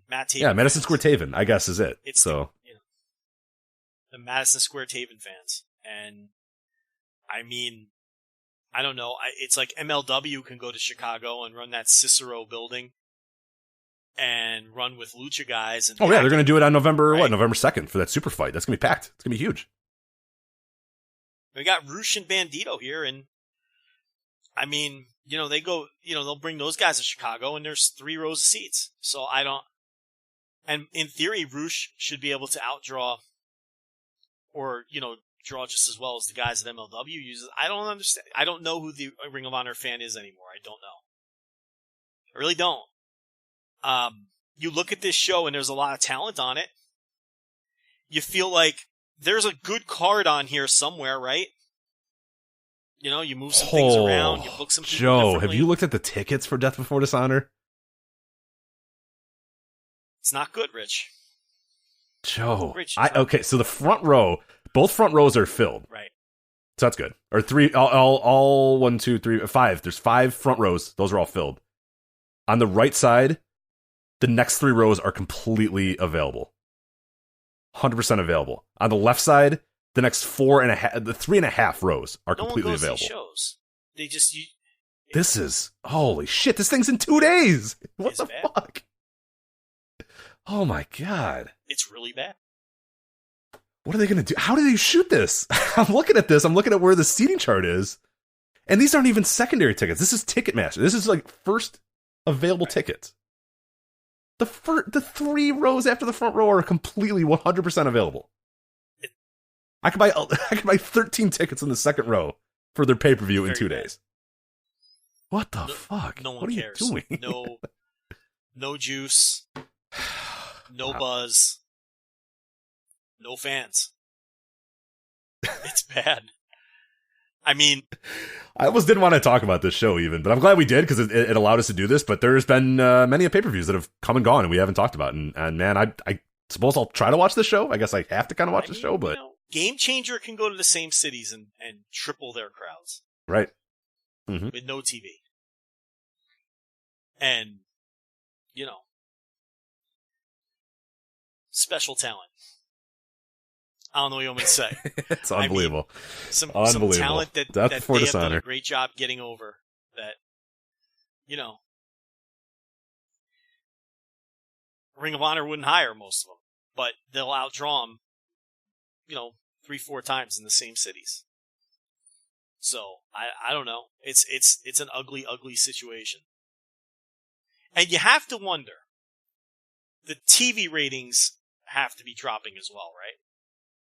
If interest is down at the house. Oh, they gotta be. So at what point? Absolutely. I mean, if nobody's showing up to the shows, I doubt all those fans, the 1,000 fans that were going to the shows that now are not going to the shows, are still running home and watching, on their Sinclair affiliate Ring of Honor TV every week. That you'd be out of your mind to think that's. Yeah. So my point here is, at what point does Ring of Honor no longer become something to throw on Sinclair's television that cuts a small profit and eats up television time, and to where it becomes something that doesn't draw any viewers, loses money on the road, and becomes a red mark on the P&L? You have to start asking questions, right? I mean, then all of a sudden it's not the thing that they don't pay attention to anymore because it makes a small profit and eats up TV hours. It becomes something that's losing money. And at that point, right. Why keep it around? And Yeah, and you've seen cuts too. If you watch Ring of Honor TV and Ring of Honor pay-per-views, I mean, their lighting is definitely downgraded.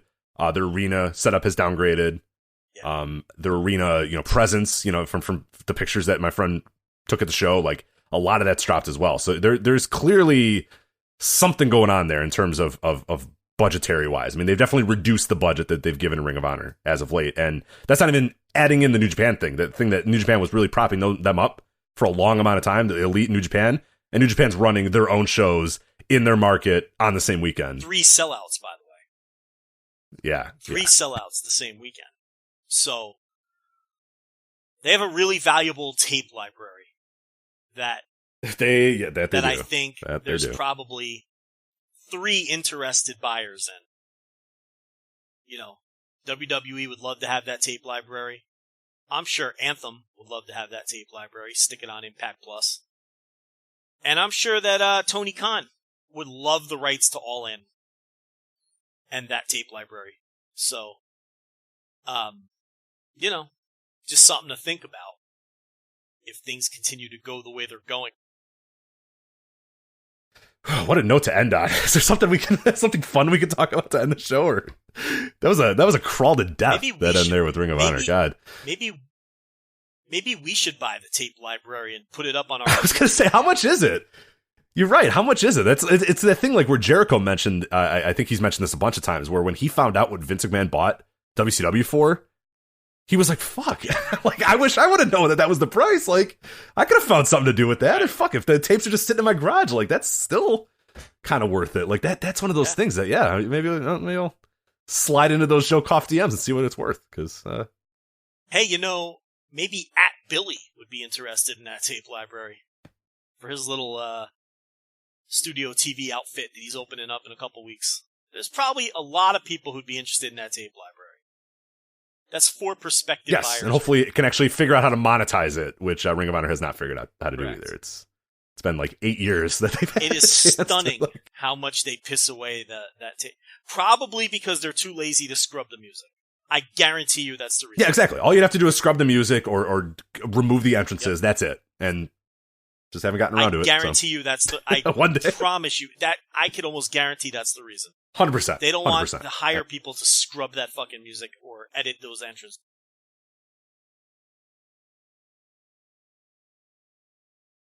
All right, well, that was our Ring of Honor Dishonor preview. I hope you enjoyed that. You can watch it this weekend on Fight TV and normally we talk about things and we help entice people to buy things. We may have, even if you wanted to buy that show, I think now you've definitely canceled the order. We have talked people out of buying that show. There's somebody that was really excited to see Roosh win the world title that has now walked over to their TV and canceled the Every order. time we do a show, we'll get the random drop in the mention. Someone will be like, "Hey, I subscribed to New Japan World this week because you guys were talking," or "I bought this," or "I watched this." We're gonna have people pop in our mentions that say, "I canceled my purchase of Death Before Dishonor after hearing your preview of the show." I know. I sent an email to Fight to cancel it. So at Fight TV, please cancel my order. Oh boy. Well, there you go. Anyway, that was Death Before Dishonor. That was our preview, and that was an edition of the Voice Wrestling Flagship Podcast. Of course, you want to go to our sponsor, mybookie.ag. Use the promo code VOICES in your first deposit. They will double. So if you're doing some NFL betting, some NCAA betting this weekend, mybookie.ag is the only place to do it. Use promo code VOICES, double your first deposit. VoiceWrestling.com, all of our previews and reviews of all the stuff going on this weekend, including a Fighting Spirit Unleashed preview that's up there right now. Some new Wrestling Observer newsletter content as well. Also, voicewrestling.com/Patreon. The new Fall Brawl Recall series is up there. I'm looking at old Fall Brawl main events. You have Jovember to Remember still kicking along. You have the TV reviews, some other good stuff too. We are going to launch a Wrestling Observer newsletter Hall of Fame episodes here in a little bit. I have one up there right now. It's just kind of a primer, an introduction to the Hall of Fame, and then now we're going to have some really, really cool guests over the next few weeks here talking about every one of the categories, breaking down the wrestlers. So it should be some really good stuff. You should get some real good value out of your Patreon subscription for the rest of this month and moving forward too. So that, and last but not least, of course, if you we mentioned it during the middle of the show, but if you have any of the Voice Wrestling Podcast network shows that you really enjoy listening to, check out that new donate button on the red circle. It's a great way to support your podcast that you love. The ones that might not get ads or the ones that might get ads, regardless, throw them a few bones and let them know that you appreciate the free content they give you guys every single week. And for Joe Lanza, I'm Rich Craich. We'll see you next time on the Voice Wrestling Flagship Podcast. Take care.